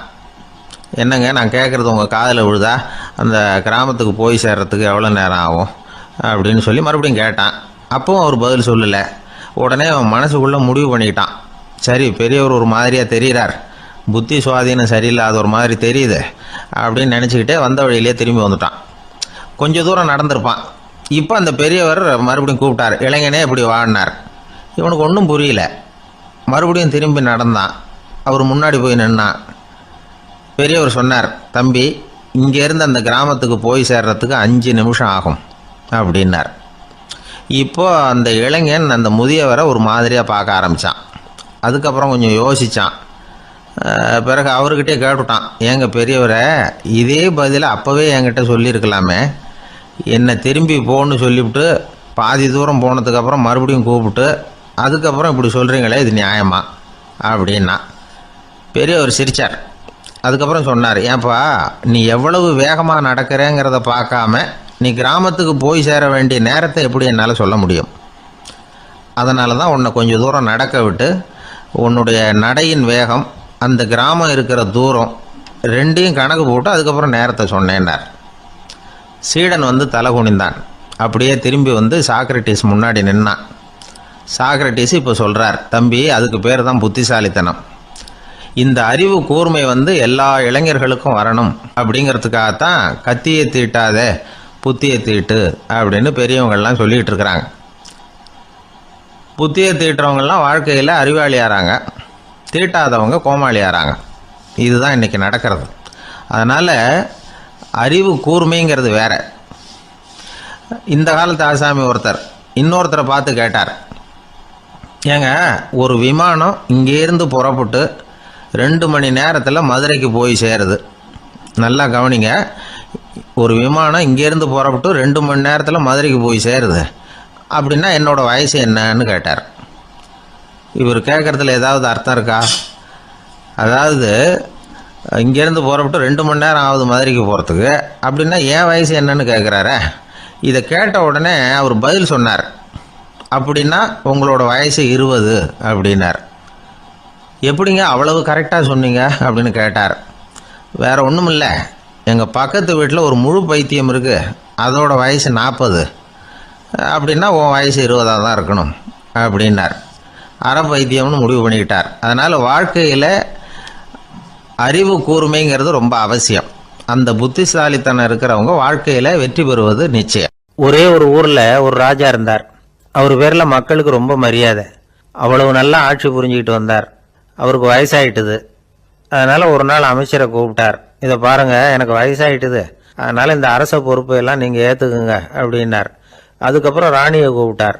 வா, நாம் இனிமேல் இங்கே இருக்க வேணாம், காட்டுக்கு போய் தவம் பண்ணலாம் அப்படின்னு கூப்பிட்டார். இந்த செய்தி மக்களுக்கு அறிவிக்கப்பட்டது. மக்கள் உடனே கூட்டம் கூட்டமாக அரண்மனைக்கு வர ஆரம்பிச்சுட்டாங்க. மன்னரை போய் பார்க்குறாங்க. அரசே, தாங்கள் வந்து எங்களுக்கு தந்தை மாதிரி, நீங்கள் காட்டுக்கு போயிட்டா நாங்கள்லாம் இங்கே எப்படி இருக்க முடியும்? எங்களுக்கெல்லாம் எந்த துன்பமும் இல்லாமல் பார்த்துக்கிட்டு வர்றீங்க. இது மாதிரியான ஒரு அரசாட்சி இல்லைன்னா மக்கள் வந்து வாழ்ந்து என்ன பயன் அப்படின்னாங்க.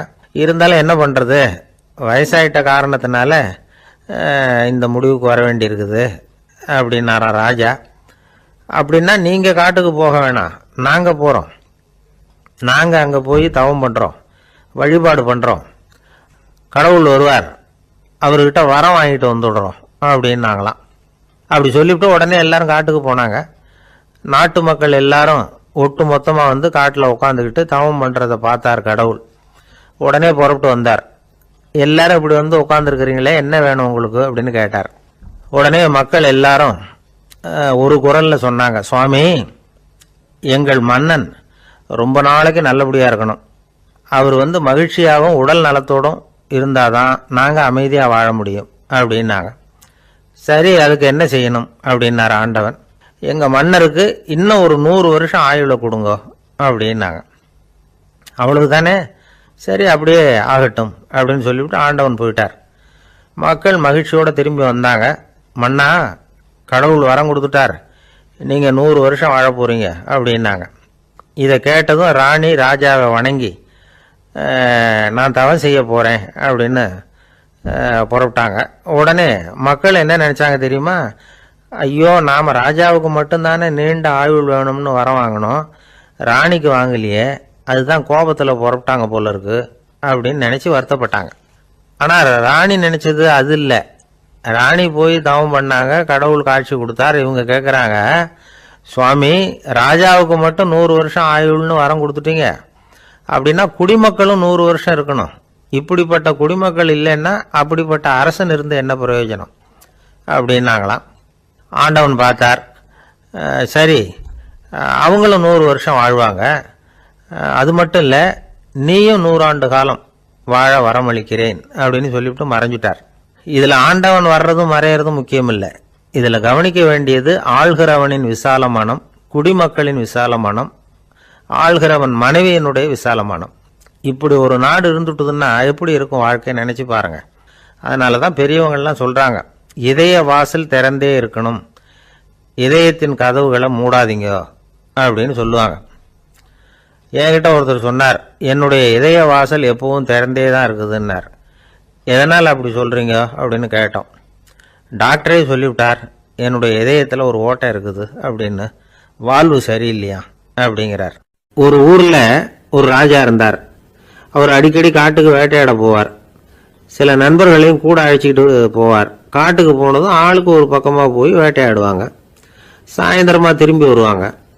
மறுநாள் அரண்மனையில் உட்காந்து ஒவ்வொருத்தரும் அவங்க அனுபவங்களை எல்லாம் சொல்லிக்குவாங்க. அவங்க வீரத்துக்கு தகுந்த மாதிரி பரிசை அந்த ராஜா கொடுப்பார்.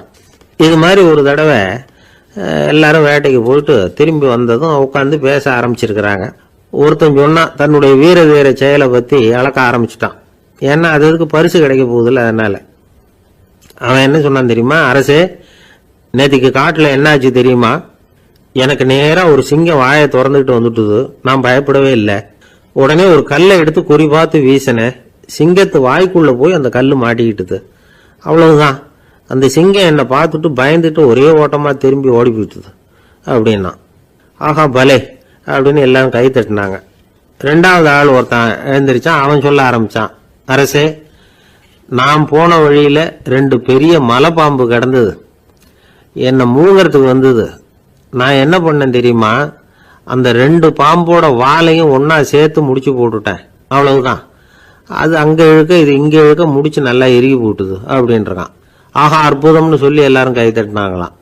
அடுத்தபடியாக 3வது ஆள் ஒருத்தன் வந்தான். அவன் சொல்ல ஆரம்பித்தான், மன்னா, நான் போன பாதையில் குறுக்க ஒரு ஆறு, அதில் இறங்கி குளித்தேன், யாரோ காலை பிடிச்சி இழுக்கிறது மாதிரி இருந்தது. திரும்பி பார்த்தா ஒரு பெரிய முதலை. நான் உடனே அப்படியே ஒரு துள்ளல் துள்ளி அது முதுகில் போய் உக்காந்துக்கிட்டேன். அதை அப்படியே கரைக்கு நீந்த வச்சேன். கரைக்கு வந்து சேர்ந்ததும் அப்படியே ஒரே துள்ளி குதிச்சு கரைக்கு வந்துட்டேன் அப்படின்றான். அவன் தன்னுடைய வீரத்தை அப்படி சொல்லியிருக்கான். அடடா எப்பேற்பட்ட வீரம் அப்படின்னு எல்லாரும் கை தட்டினாங்களாம். 4வது ஆள் எழுந்திரிச்சான், மன்னா, நான் போன இடத்துல ஒரு கரடி வந்து என்னை துரத்த ஆரம்பிச்சுட்டுது. நான் ஒரு மலை உச்சிக்கு வந்துட்டேன். அதுக்கப்புறம் ஒரு அடி எடுத்து வச்சாலும் அதில் பாதாளத்தில் விழ வேண்டியது தான். அந்த நேரம் பார்த்து ஒரு பெரிய ராட்சச கழுகு அந்த பக்கமா பறந்து வந்தது. நான் உடனே அப்படியே உயர எழும்பி அந்த கழுகோட காலை பிடிச்சிக்கிட்டேன். அப்படியே தொங்கிக்கிட்டே வந்தேன். ஒரு நல்ல இடம் வந்தது, தொப்புன்னு கீழே குதிச்சு நடந்து வந்துட்டேன். இதுக்கும் எல்லாரும் கை தட்டுறாங்க. கடைசியா ஒரு ஆள் எழுந்திரிச்சான். அரசே, நான் போன வழியில ஒரு பெரிய யானை குறுக்க வந்தது, பயங்கரமா சத்தம் போட்டுக்கிட்டே வந்தது. நான் பயந்து ஓடல. உடனே என்ன பண்ணேன் தெரியுமா? அந்த யானையோட வாலை பிடிச்சி தூக்கினேன், தலைக்கு மேல தூக்கி கரன்னு சுத்தினேன், வேகமா சுத்தி வீசி எறிஞ்சேன், அவ்வளவுதான். அதே ஸ்பீட்ல அந்த யானை மேல போக ஆரம்பிச்சுட்டுது. இன்னும் கூட அது போய்கிட்டே தான் இருக்கு, கீழே விழவே இல்லைன்னா. இதை கேட்டதும் ராஜாவுக்கு கோபம் வந்துட்டுது. என்ன முட்டாள்னு நினைச்சுக்கிட்டு பேசுறியா? யானையை நீ வாழை பிடிச்சி தூக்குன, அதை நான் நம்பணுமா அப்படின்னார். உடனே இவன் பணிவா பதில் சொன்னான். அரசே, ஒரு சிங்கத்து வாயில கல்லு மாட்டிக்கிட்டதை நம்புறீங்க, மலைப்பாம்பு வாழை பிடிச்சி முடிச்சு போட்டதை நம்புறீங்க, முதல்ல முதுகலை சவாரி பண்ணதையும் நம்புறீங்க, கழுகு காலை பிடிச்சிக்கிட்டு பறக்கிறதையும் நம்புறீங்க. அப்படி நம்புறப்ப நான் சொன்னதை மட்டும் நம்பக்கூடாதா அப்படின்னு கேட்டானான். பொய் சொன்னவங்க எல்லாம் தலையை தொங்க போட்டுக்கிட்டாங்களாம். ராஜா அவங்கள பார்த்து சொன்னாராம், நீங்க எல்லாரும் என்ன முட்டாளாக்கி இருக்கிறீங்க. கடைசியா பேசின இவன் தான் எனக்கு உண்மை எது பொய் எதுங்கிறத புரிய வச்சிருக்கிறான். இவன் தான் உண்மையான தைரியசாலி அப்படின்னு சொல்லி அவனுக்கே பரிசெல்லாம் கொடுத்து பாராட்டினாராம். இப்படி ஒரு கதை. உண்மையை நிலைநாட்டுகிறவன் தான் உண்மையான வீரன் அப்படிங்கறத இதுல இருந்து நாம புரிஞ்சுக்கணும். இந்த காலத்துல எல்லாம் பொய் சொன்னாதான் பழைக்க முடியுங்கிறது ஒரு சில பேரோட நம்பிக்கை. ஒரு அப்பாவுக்கு தன் மகனுக்கு பொய் சொல்ல தெரியலையேங்கிற கவலை. பொய் சொன்னாதான் இந்த உலகத்துல பிழைக்கலாம், ஆனா இவனுக்கு அது தெரியலையே, அதனால இவனை அழைச்சிட்டு போய் நடுக்கடல்ல விட்டுட்டு வந்துருவோம் அப்படின்னு அழைச்சிட்டு புறப்பட்டான். கடற்கரைக்கு போனான். மகனுக்கு சந்தேகம், எங்கப்பா என்ன அழைச்சிட்டு போறேன்னு கேட்டிருக்கான். கடல்ல மீன் பிடிக்க கத்து கொடுக்க போறேன் உனக்கு அப்படின்னானா. நான் ஏற்கனவே மீன் பிடிச்சிட்டேனேன்னானா இவன் மகன். எங்க அதுன்னு கேட்டிருக்கான் அப்பங்காரன். சுட்டு சாப்பிட்டுட்டேன் இருக்கான் புள்ள. அப்பங்காரன் பார்த்தான், சரி நம்ம புள்ள பொழைச்சிக்கோ அப்படின்னு சொல்லி திருப்பி அழைச்சிட்டு வந்துட்டானா. இணை புரியாத 2 நண்பர்கள் இருந்தாங்களாம். 2 பேரும் விடாம சிகரெட் குடிக்கிறவங்க. அதுல ஒருத்தன் செத்து போட்டான். இன்னொருத்தன் அதுக்கப்புறம் 2 சிகரெட்டா குடிக்க ஆரம்பிச்சானா. ஏன் இப்படி பண்றேன்னு கேட்டிருக்காங்க. நான் ஒரு சிகரெட்டு தான் குடிக்கிறேன், செத்து போன என்னுடைய ஃப்ரெண்டு இருக்கானே செத்து போனவன், அவனுக்காக இன்னொரு சிகரெட்டு குடிக்கிறேன் அப்படின்னு நானா. இது ரொம்ப ஆபத்து, விட்டுடு அப்படின்னு சொல்லியிருக்காங்க. சரின்னு ஒத்துக்கிட்டான். ஆனா அதுக்கப்புறமும் ஒரு சிகரெட் வீதமா குடிச்சுக்கிட்டே இருந்தான். சிகரெட் பழக்கத்தை நீ இன்னும் விடலையான்னு கேட்டாங்களாம். அந்த பழக்கத்தை நான் எப்போ விட்டுட்டேன், இப்ப நான் குடிக்கிறது என் ஃப்ரெண்டுக்காக அப்படின்னு நானா. இவங்கெல்லாம் எப்படி திருந்துறது? அளவுக்கு மிஞ்சினால் அமிர்தமும் நஞ்சு அப்படின்னு சொல்லுவாங்க. அது உண்மைதான். ஒருத்தருக்கு அளவுக்கு மீறிய புகழ் வந்துட்டுதுன்னு வச்சுங்க, அது கூட ஆபத்தா போயிடுறது உண்டு. பழங்காலத்துல எல்லாம் கிரேக்க தேசத்துல ஒரு பழக்கம் உண்டாம். அதாவது யாராவது ஒருத்தரை நாடு கடத்தணும்னா அதுக்கு ஒரு வழி உண்டு. அதாவது ஒருத்தரை நாடு கடத்தணும்னு மக்கள் விரும்புறாங்கன்னு வச்சுங்களேன், அவர் பேரை ஒரு மண்பாண்ட ஓட்டு சில்லுல எழுதி அதை ஒரு குறிப்பிட்ட பொது இடத்துல போட்டுற வேண்டியது, அவ்வளவுதான். இது மாதிரி பல பேர் போட்டுக்கிட்டே இருப்பாங்க. எல்லாம் அப்படியே குவிஞ்சு போயிடும். அந்த ஓட்டாஞ்சில்லு குவியல்ல யாருடைய பேர் அதிகமா இருக்குதோ அந்த நபரை ஒரு 10 ஆண்டுகள் நாடு கடத்தி விடுவாங்க. இது அந்த ஊர் வழக்கமா. ஒரு நாள் அந்த குவியலுக்கு பக்கத்துல ஒரு ஆள் நின்றுகிட்டு இருக்கிறான். அவன் கையில ஒரு ஓட்டாஞ்சில்லு வச்சிருக்கிறான். அதுல யாரோட பேரையோ எழுதணும், எழுதி அந்த இடத்துல போடணுங்கிறது அவன் ஆசை. ஆனா அவன் படிக்காதவன், அதனால எழுத தெரியல. யாராவது அந்த வழியா வர்றாங்களான்னு பார்த்துக்கிட்டே நின்றுகிட்டு இருந்தான். ஒரு பெரியவர் வந்துகிட்டு இருந்தார். அவர்கிட்ட ஓடினான். கையில் இருந்த மண்பாண்ட சில்ல கொடுத்தான். ஐயா, இதுல ஒரு பேர் எழுதி கொடுங்களேன்னா. அந்த பெரியவர் அதை வாங்கி கையில வச்சுக்கிட்டு, என்ன பேர் எழுதணும் சொல்லு அப்படின்னா. இவன் சொன்னான், அரிஸ்டைடிஸ் அப்படின்னு எழுதுங்க அப்படின்னா. இதை கேட்டதும் அந்த பெரியவருக்கு அதிர்ச்சி. ஏன்னா அவர் தான் அரிஸ்டைடிஸ், தத்துவ மேதை அரிஸ்டைடிஸ் அவர். இருந்தாலும் நான் தான் அதுங்கிறத காட்டிக்காம அந்த ஆளுகிட்ட கேட்டார். அது சரிப்பா, அரிஸ்டைடிஸ்ங்கிற பேரை எழுத சொல்ற, அவர் உனக்கு என்ன கெடுதல் பண்ணார், அவர் பேரை இதுல எழுத சொல்றிய அப்படின்னு கேட்டிருக்கார். அதுக்கு இவன் சொன்னானா, அவர் எனக்கு எந்த கெடுதலும் பண்ணல, அவரை நான் பார்த்தது கூட இல்லை அப்படின்னு இருக்கான். அப்புறம் எதுக்காக அவரை நாடு கடத்தணும்னு நீ ஆசைப்படுற அப்படின்னு கேட்டிருக்கார். இப்போ அந்த ஆளு சொல்றான், அரிஸ்டைடஸை பத்தி எல்லாரும் பேசுறாங்க, அவர் ரொம்ப நல்லவர், அவர் ஒரு பெரிய அறிவாளிங்கிறாங்க, அவர் ஒரு பெரிய வள்ளல், பேரறிஞர், இப்படி எல்லாரும் சொல்றதை கேட்டு கேட்டு எனக்கு ரொம்ப அலுத்து போயிட்டுது. அதனால தான் வெறுப்பாயிட்டேன் அப்படின்னு நானும். இதுல இருந்து என்ன தெரியுது? நாம நல்லவனா இருக்கிறதுல ஒன்றும் இடைஞ்சல் இல்லை. ஆனா நம்மளை நல்லவன் நல்லவன் எல்லாரும் சொல்ல ஆரம்பிச்சிட்டாங்கன்னு வச்சுக்கோங்க, அப்ப இடைஞ்சல் ஆரம்பம்னு அர்த்தம். எதுவுமே அளவுக்கு மிஞ்சி போகாம பார்த்துக்க வேண்டியது ரொம்ப அவசியம். அளவுக்கு அதிகமா ஆசைப்படாதவங்கள ஆபிரகாம் லிங்கனும் ஒருத்தரான். அவரு ஒரு தடவை தன்னுடைய நண்பர்கள்கிட்ட பேசிக்கிட்டு இருந்தாராம். ஒருத்தர் கேட்டிருக்கார், ஒரு மனுஷனுக்கு கால்கள் எவ்வளவு உயரம் இருக்கணும் அப்படின்னு கேட்டாராம். இதுக்கு ஆபிரகாம் லிங்கன் சொன்னாராம், அது என்ன இடுப்புல இருந்து தரையை தொடுற அளவுக்கு உயரம் இருந்தா போதும் அப்படின்னாராம். ஆரம்ப காலத்துல ஒரு குரு, அப்போ ஒரு சீடன் இருந்தான். அது வேடிக்கையான குரு, வேடிக்கையான சீடன். ஒரு ஆசிரமம். ஒரு நாள் ஒருத்தன் அவசரமா அந்த குருவை தேடி வந்திருக்கிறான். என்ன விஷயம்னு விசாரிச்சார் குரு. உங்க சீடர் என்னை அடிச்சுட்டார் அப்படின்னு புகார் பண்ணானா அந்த ஆள். குரு சீடனை கூப்பிட்டார். அடிச்சே அந்த ஆளை அப்படின்னு கேட்டாராம். ஆமான் இருக்கான் சீடன். ஏன் அடிச்சே அப்படின்னு கேட்டாராம். இந்த ஆள் உங்களை பத்தி மட்டமா பேசிவிட்டான், என்னால் அதை தாங்கிக்க முடியல, அதனால தான் அடிச்சுட்டேன் இருக்கான். அப்படி என்ன பேசினா அப்படின்னு கேட்டாராம்.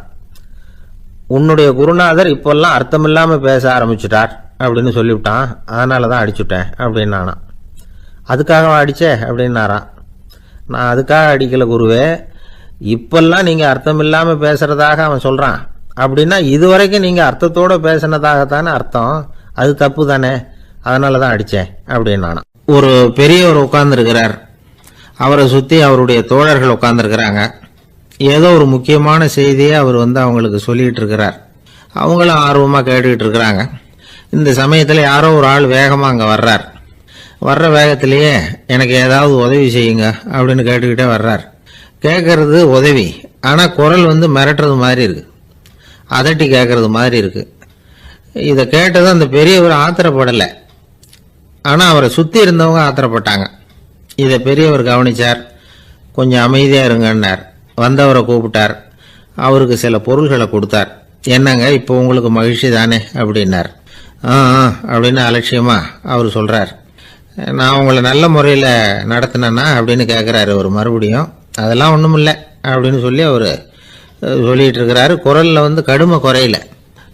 சுற்றி இருந்தவங்களால இதை பொறுத்துக்க முடியல. கோபத்தோடு அவரை நோக்கி நெருங்க ஆரம்பிச்சாங்க.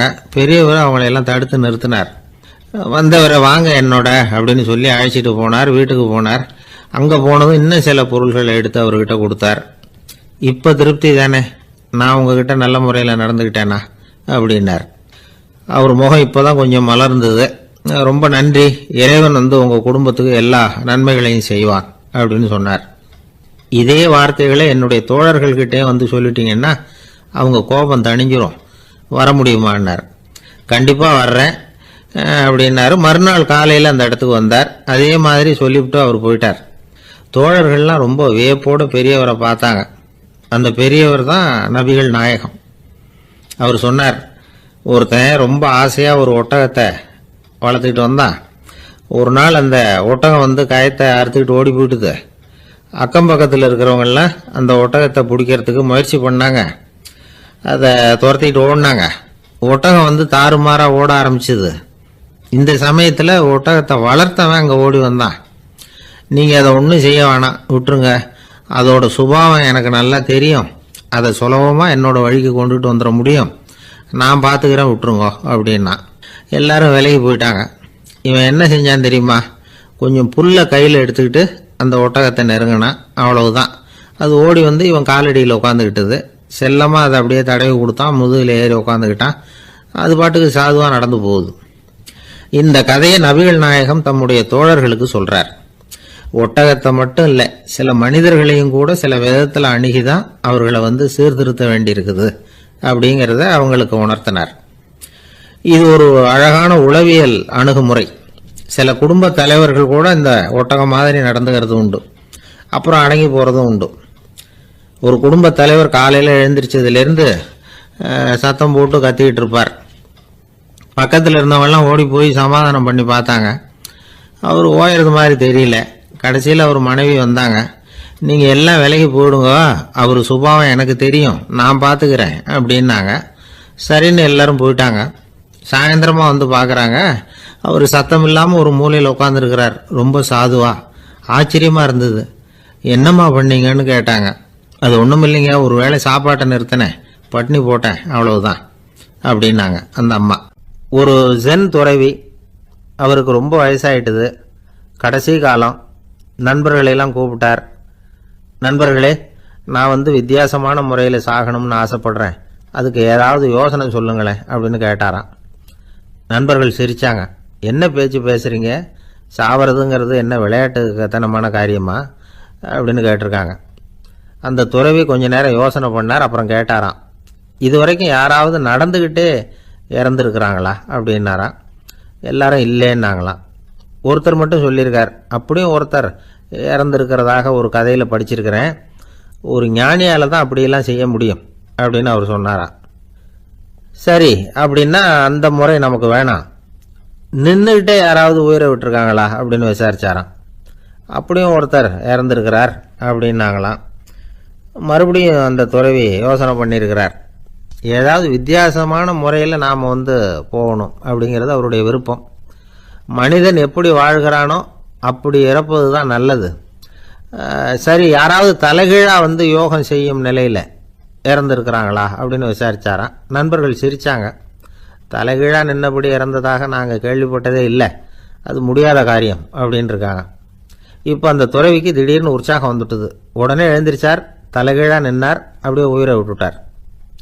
அவ்வளோதான். அந்த மடாலயத்தில் ஒரே குழப்பம், எப்படி அவரை கீழே இறக்கி படுக்க வைக்கிறது அப்படின்னு புரியல. இப்படி உயிர் விடுறதை பற்றி அவங்க இதுவரைக்கும் கேள்விப்பட்டதும் இல்லை. உண்மையிலேயே வந்து இவர் வந்து இறந்து தான் போனாராங்கிறதும் தெரியல. சோதித்து பார்த்தாங்க. இதய துடிப்பு, நாடி துடிப்பு எல்லாம் நின்று போயிருந்தது. இவர் எப்பவும் இப்படி தான், என்ன பண்ணுறது இப்போ அப்படின்னு சொல்லி எல்லாரும் குழம்பிக்கிட்டு இருக்கிற சமயத்தில் ஒரு பெரிய ஒரு யோசனை சொன்னார். இந்த துறவியோட மூத்த சகோதரி பக்கத்து மடாலயத்தில் இருக்கிறாங்க, அவங்கள இங்கே அழைச்சிட்டு வந்தால் ஏதாவது வழி கிடைக்கும் அப்படின்னார். அந்த அம்மாவுக்கு 90 வயசு. அழைச்சிட்டு வந்தாங்க.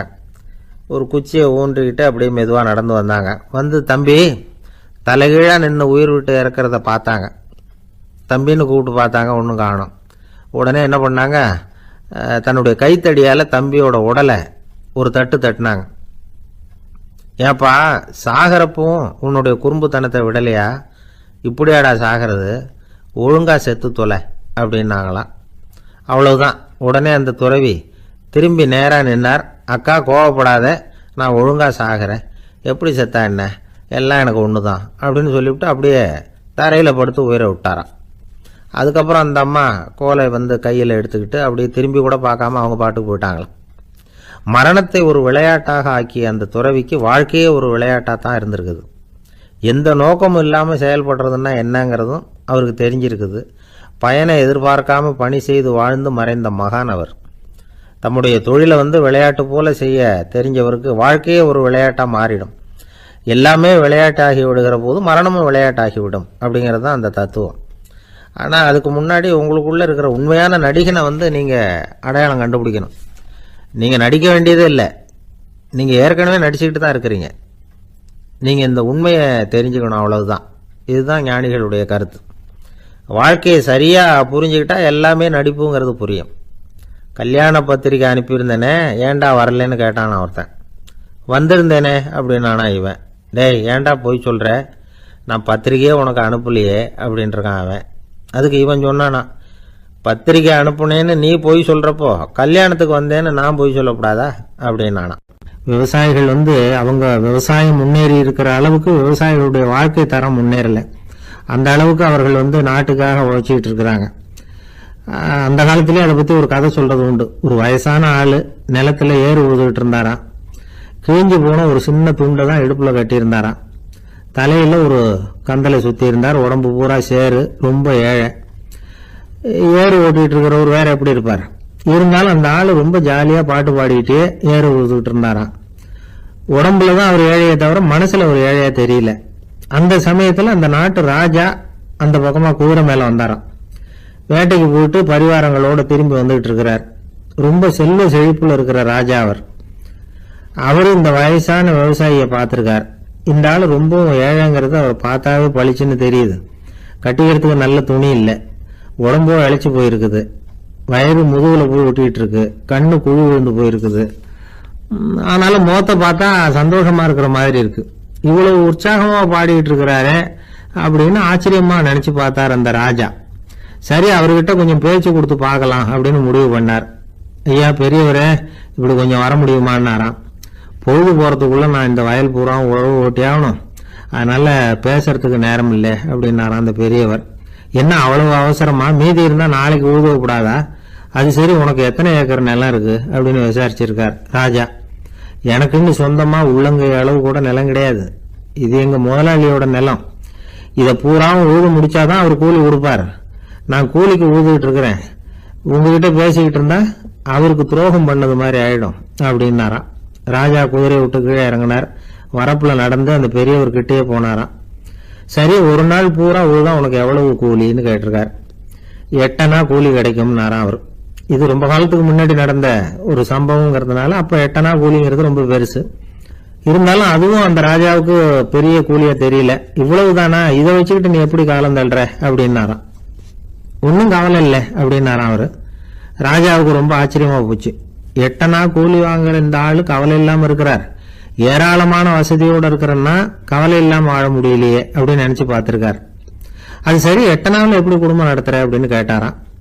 எனக்கு கிடைக்கிற 8 அணாவில் 2 அணா குடும்பத்துக்கு செலவழிக்கிறேன், 2 அணா பழைய கடனுக்கு கொடுக்குறேன், 2 அணா தர்மம் செய்யறேன், 2 அணா வட்டிக்கு கொடுக்குறேன், ஒரு குறையும் இல்லைன்னாராம். ராஜாவுக்கு ஒன்றும் புரியல. எனக்கு ஒன்றும் புரியலேன்னு இருக்காரு. ஐயா, எனக்கும் என் மனைவிக்கும் 2 அணா செலவாகுது. வயசான அம்மா அப்பா இருக்கிறாங்க, சின்ன வயசுல என்னை காப்பாத்தினவங்க அவங்க. அந்த கடனுக்கு 2 அணா செலவாகுது, அது பழைய கடன். என் தங்கச்சி ஒருத்தி ஆதரவு இல்லாத நிலைமையில தன்னுடைய மகனோட என் வீட்டுல இருக்கிறா. அவளுக்கும் அவள் மகனுக்கும் 2 அணா செலவு பண்றேன், அது தர்மம். எனக்கு 2 பிள்ளைங்க இருக்கிறாங்க, அவங்களுக்கு 2 அணா செலவு பண்றேன், அது வட்டிக்கு கொடுக்கறது மாதிரி. பிற்காலத்துல அவங்க எங்களை காப்பாத்துவாங்க. அந்த வகையில நான் திருப்தியோட வாழ்ந்துகிட்டு இருக்கிறேன் அப்படின்னாராம். ராஜாவுக்கு அர்த்தம் புரிய ஆரம்பிச்சுதான். அந்த பெரிய நிலத்தை விலை கொடுத்து வாங்கி அந்த பெரியவருக்கே தானமா கொடுத்துட்டாராம். இப்போ ஊழவருக்கே நிலம் சொந்தமாயிட்டுது. அன்னையிலிருந்து அரசனுக்கும் ஆறுதல் கிடைச்சுதான். இப்படி ஒரு கதை சொல்லுவாங்க. 8 அணா வருமானத்தை வச்சுக்கிட்டு எப்படி காலத்தை தள்ளுறதுன்னு சொல்றதுக்காக இந்த கதையை சொல்றதாக யாரும் தப்பா நினைச்சுக்க கூடாது. கிடைக்கிறத எப்படி பங்கு போடுறார், எப்படி திருப்தியா வாழறார் அப்படிங்கிறது தான் முக்கியம். அது மாதிரி இன்றைக்கு இந்த பொங்கல் திருநாள்ல உழவர்கள் மனசு மகிழ்ச்சியா இருந்ததுன்னா அது எல்லாரும் மகிழ்ச்சியா இருக்கிறது மாதிரி அர்த்தம். அதனால அவர்கள்ட்ட இருந்து நாம பாடம் கத்துக்கணும். சில உழவர்கள் தங்கள் நிலத்துல விளையறத தாங்கள் சாப்பிட மாட்டாங்க, அடுத்தவங்கள்ட்ட வித்துட்டு சந்தையில போய் வேற அரிசி வாங்கிட்டு வந்துதான் இவங்க சாப்பிடுவாங்க. அப்படிப்பட்ட விவசாயிகள்லாம் இது உண்டு. பங்கிடுகிற பண்பை உழவர்கள்ட்ட இருந்து கற்றுக்கொள்ளுங்கள் அப்படிம்பாங்க. ஒரு ஆள் நிம்மதியா மகிழ்ச்சியா இருந்தானா, உங்க நிம்மதிக்கும் மகிழ்ச்சிக்கும் என்ன காரணம்னு கேட்டிருக்காரு இன்னொருத்தர். என்கிட்ட இருந்தது பூராவையும் என் பிள்ளைங்களுக்கு சமமா பங்கு போட்டு கொடுத்துட்டேன், எனக்குன்னு எதுவுமே வச்சுக்கல, அதுதான் நிம்மதிக்கு காரணம்னு இருக்கான். உங்ககிட்ட இருந்தது எவ்வளவு இருந்தது அப்படின்னு கேட்டிருக்காரு அவரு. மொத்தமா ஒரு 50,000 ரூபாய் இருக்கும் அப்படின்னு இருக்கான். அவ்வளவும் பணமாவே இருந்ததா அப்படின்னு கேட்டிருக்காங்க அவங்க. இல்லைங்க, அவ்வளவும் கடன், அததான் பிரிச்சு கொடுத்துருக்கேன் பிள்ளைங்க கிட்ட அப்படின்னு நானும். அவன் நம்பிக்கை இல்லைன்னா இந்த உலகத்துல நாம நடமாடவே முடியாது. அவநம்பிக்கையோடு இருந்துகிட்டு இருந்தா என்னைக்கும் அவஸ்தை தான். நாம நம்புறது நடக்குதோ இல்லையோ அது வேற விஷயம். ஆனா எதையும் நம்பி தான் நாம அடி வைக்க வேண்டியிருக்கு. வேற ஒன்றும் வேணாம், ஒரு லாட்ரி சீட்டு வாங்குறோம், அது எங்க நமக்கு விழப்போகுது அப்படிங்கிற அவநம்பிக்கையோடவா வாங்குறோம். பரிசு நமக்கு தான் அப்படிங்கிற நம்பிக்கை உள்ளூர இருக்கிறதுனால தான் அதை வாங்குறோம். இருந்தாலும் முடிவு வேற மாதிரி ஆயிடுது. அதுக்காக மனசு சோர்ந்து போறதில்ல, அடுத்த மாசமும் சீட்டு வாங்குறோம். இந்த நம்பிக்கை தான் மனித வாழ்க்கைக்கு ஆதாரம். ஒரு கடையில் போய் டீ சாப்பிட்றீங்க, அந்த டீ நல்ல டீ தானா, அதில் விஷம் கலந்துருக்குமா அப்படிங்கிற சந்தேகம் வந்துட்டுதுன்னு வச்சுங்க. அதுக்கப்புறம் அதை எப்படி நீங்கள் சாப்பிட முடியும்? நம்பி தான் சாப்பிட்ணும். ரயில் ஒழுங்காக போய் சேருங்கிற நம்பிக்கை இருக்கிறதுனால தான் அதில் ஏறி உட்காடுறோம். லெட்டர் ஒழுங்காக போய் சேருங்கிற நம்பிக்கை இருக்கிறதுனால தான் பெட்டியில் போடுறோம். சரி, நம்ம கதையெல்லாம் நம்மளோட இருக்கட்டும். மனித நம்பிக்கை எந்த அளவுக்கு உறுதியாகவும் அறிவுபூர்வமாகவும் இருக்கணுங்கிறதுக்கு அலெக்சாண்டர் வாழ்க்கையில் நடந்த ஒரு சம்பவத்தை உதாரணமாக சொல்லலாம். இந்த உலகத்தையே ஜெயிக்கணும்னு புறப்பட்டார் அலெக்சாண்டர். ஒரு கட்டத்தில் அவர் சிட்னஸ் நதி கரைக்கு சேர்ந்தார். அந்த சமயத்தில் அவருக்கு கடுமையான நோய் வந்துட்டுது. அவர் கூடவே வந்திருந்த கிரேக்க வைத்தியர்கள் என்னென்னமோ முயற்சியெல்லாம் பண்ணி பார்த்தாங்க. இருந்தாலும் அலெக்சாண்டருக்கு வந்திருக்கிறது என்ன நோய்ங்கிறத அவங்களால கண்டுபிடிக்க முடியல. ஏன்னா அந்த பகுதியில் உள்ளவங்களுக்கு மட்டுமே அதிகமாக வரக்கூடிய ஒரு வினோதமான நோயாக இருந்தது அது. ஆனால் அவர் இருக்கிற இடம் எதிரியோட இடம், பாரசீக மன்னனோட ஆளுகைக்கு உட்பட்ட இடம். என்ன பண்ணுறது அப்படின்னு எல்லாரும் யோசனை பண்ணாங்க. பாரசீக மன்னனோட அரண்மனையில் இருக்கிற வைத்தியர் வந்தால் இந்த நோயை குணப்படுத்தி விடுவார் அப்படின்னு சொன்னாங்க. இருந்தாலும் எதிரியோட நாட்டில் இருக்கிற வைத்தியரை கூப்பிட்டு எப்படி நம்பி வைத்தியம் பார்க்க சொல்கிறது அப்படின்னு சொல்லி எல்லாரும் தயங்கினாங்க. ஆனால் அலெக்சாண்டர் தயங்கலை. பரவாயில்ல, அழைச்சிட்டு வாங்கன்னு விட்டார். உடனே அவரை போய் அழைச்சிட்டு வந்துட்டாங்க.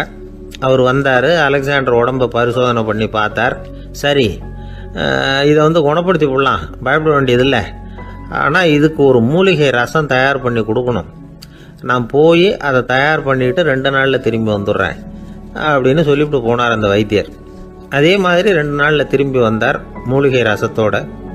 இதுக்கு இடையில் அலெக்சாண்டரோட தளபதிகளில் ஒருத்தர் ரகசியமாக ஒரு எச்சரிக்கை கடிதம் கொடுத்து அனுப்பியிருக்கிறான். அதை வாங்கி என்ன விஷயம்னு பார்த்தார். இப்போ உங்ககிட்ட வந்திருக்கிற எதிரி நாட்டு வைத்தியரை நம்பாதீங்க, அவன் கொண்டுகிட்டு வந்திருக்கிற மூலிகை ரசத்தில் விஷம் கலந்துருக்குது அப்படின்னு அதில் எழுதியிருக்கு. அதை பார்த்தார் அலெக்சாண்டர். இருந்தாலும் கொஞ்சம் கூட அலட்டிக்கல. வைத்தியர் கொடுத்த மருந்தை வாங்கி கடகடன்னு குடிச்சுட்டு அதுக்கப்புறம் அந்த கடிதத்தில் இருந்த விஷயத்தை அந்த வைத்தியர்கிட்ட சொன்னார். வைத்தியர் தகைச்சு போயிட்டார். தன் மேலே அலெக்சாண்டர் வச்சிருக்கிற நம்பிக்கையை பார்த்து அவருக்கு ரொம்ப வியப்பு. வைத்தியர் உண்மையிலேயே நல்ல மருந்து தான் கொண்டுகிட்டு கொடுத்துருக்கிறார், அதில் விஷம்லாம் எதுவும் கலக்கலை. அதுக்கப்புறம் அலெக்சாண்டர் அந்த வைத்தியரை பார்த்து சொன்னாராம், நம்பிக்கைங்கிற அச்சாணியை ஆதாரமாக வச்சுக்கிட்டு தான் இந்த உலகம் சுற்றிக்கிட்டு இருக்குது. எனக்கு எதிரியாக இருந்தாலும் பாரசீக மன்னர் ரொம்ப பெரியவர்.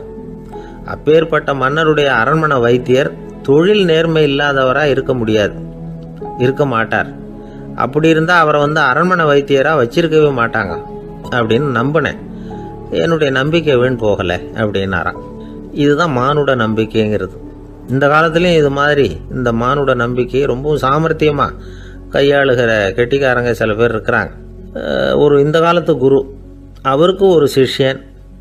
குரு முன்னாடி அந்த சிஷ்யன் ரொம்ப பணிவாக நின்று, குருவே, உங்கள் கையால் விஷத்தை கொடுத்தாலும் அதை வாங்கி மடமடன்னு குடிச்சிருவேன் அப்படின்னா. உன்னுடைய குரு பக்தியை மெச்சினேன் அப்படின்னார் குரு. அதுக்கு அந்த சிஷ்யன், அப்படி இல்லை குருவே, உங்ககிட்ட சிஷ்யனாக இருக்கிறத விட உங்கள் கையால் விஷத்தை வாங்கி குடிச்சு விடுறது ரொம்ப நல்லது, அதனால தான் அப்படி சொன்னேன் அப்படின்னா. ரொம்ப நாளைக்கு முன்னாடி ஒரு நாள் கோவலன் நாடகம் நடந்தது. எங்கள் மதுரையில் நடந்தது. அதில் ஒரு முக்கியமான கட்டம், கண்ணகி கிட்ட சிலம்பை வாங்கிக்கிட்டு அதை விற்கிறதுக்காக மதுரை நகருக்கு புறப்படுறான் கோவலன். அந்த சமயத்தில் கண்ணகி பாடுற மாதிரி ஒரு நாடக பாடல் நாடக ஆசிரியர் எழுதினது. அது என்ன பாட்டுன்னா, மா பாவியோர் கூடி வாழும் மதுரைக்கு மன்னா போகாதீர் என்று அப்படின்னு ஆரம்பிக்கும் அந்த பாட்டு. இதுதான் அந்த பாட்டு. இதை கண்ணகி மேடையில் பாடின உடனே கூட்டத்தில் சலசலப்பு. நம்ம ஊர்லேயே நமக்கு முன்னாடியே நின்றுக்கிட்டு மா பாவியோர் கூடி வாழும் மதுரை அப்படின்னு சொல்கிறாங்களே, என்ன தைரியம் அப்படின்னு எல்லாம் குழப்பம் பண்ண ஆரம்பிச்சிட்டாங்க. மக்கள் சத்தம் போட ஆரம்பிச்சிட்டாங்க. எதிர்ப்பு குரல் அது பாட்டுக்கு வர வர அதிகமாக போட்டுது. கொண்டுகிட்டு வா அந்த நாடக ஆசிரியரை, எழுதுனது யார் அப்படின்னு ஒரே சத்தம், கூச்சல். வேறு வழி இல்லை. மெதுவாக மேடைக்கு வந்தார் அந்த நாடக ஆசிரியர். 4 பக்கத்தில் இருந்தும் கேள்வி கணைகள். மக்களை பார்த்து கொஞ்சம் அமைதியாக இருங்கோ அப்படின்னு சொல்லிவிட்டு தன்னுடைய விளக்கத்தை சொல்ல ஆரம்பித்தார் அந்த நாடக ஆசிரியர். மா அப்படின்னு சொன்னால் திருமகளாகிய லட்சுமி அப்படின்னு அர்த்தம். பா அப்படின்னா கலைமகளாகிய சரஸ்வதி.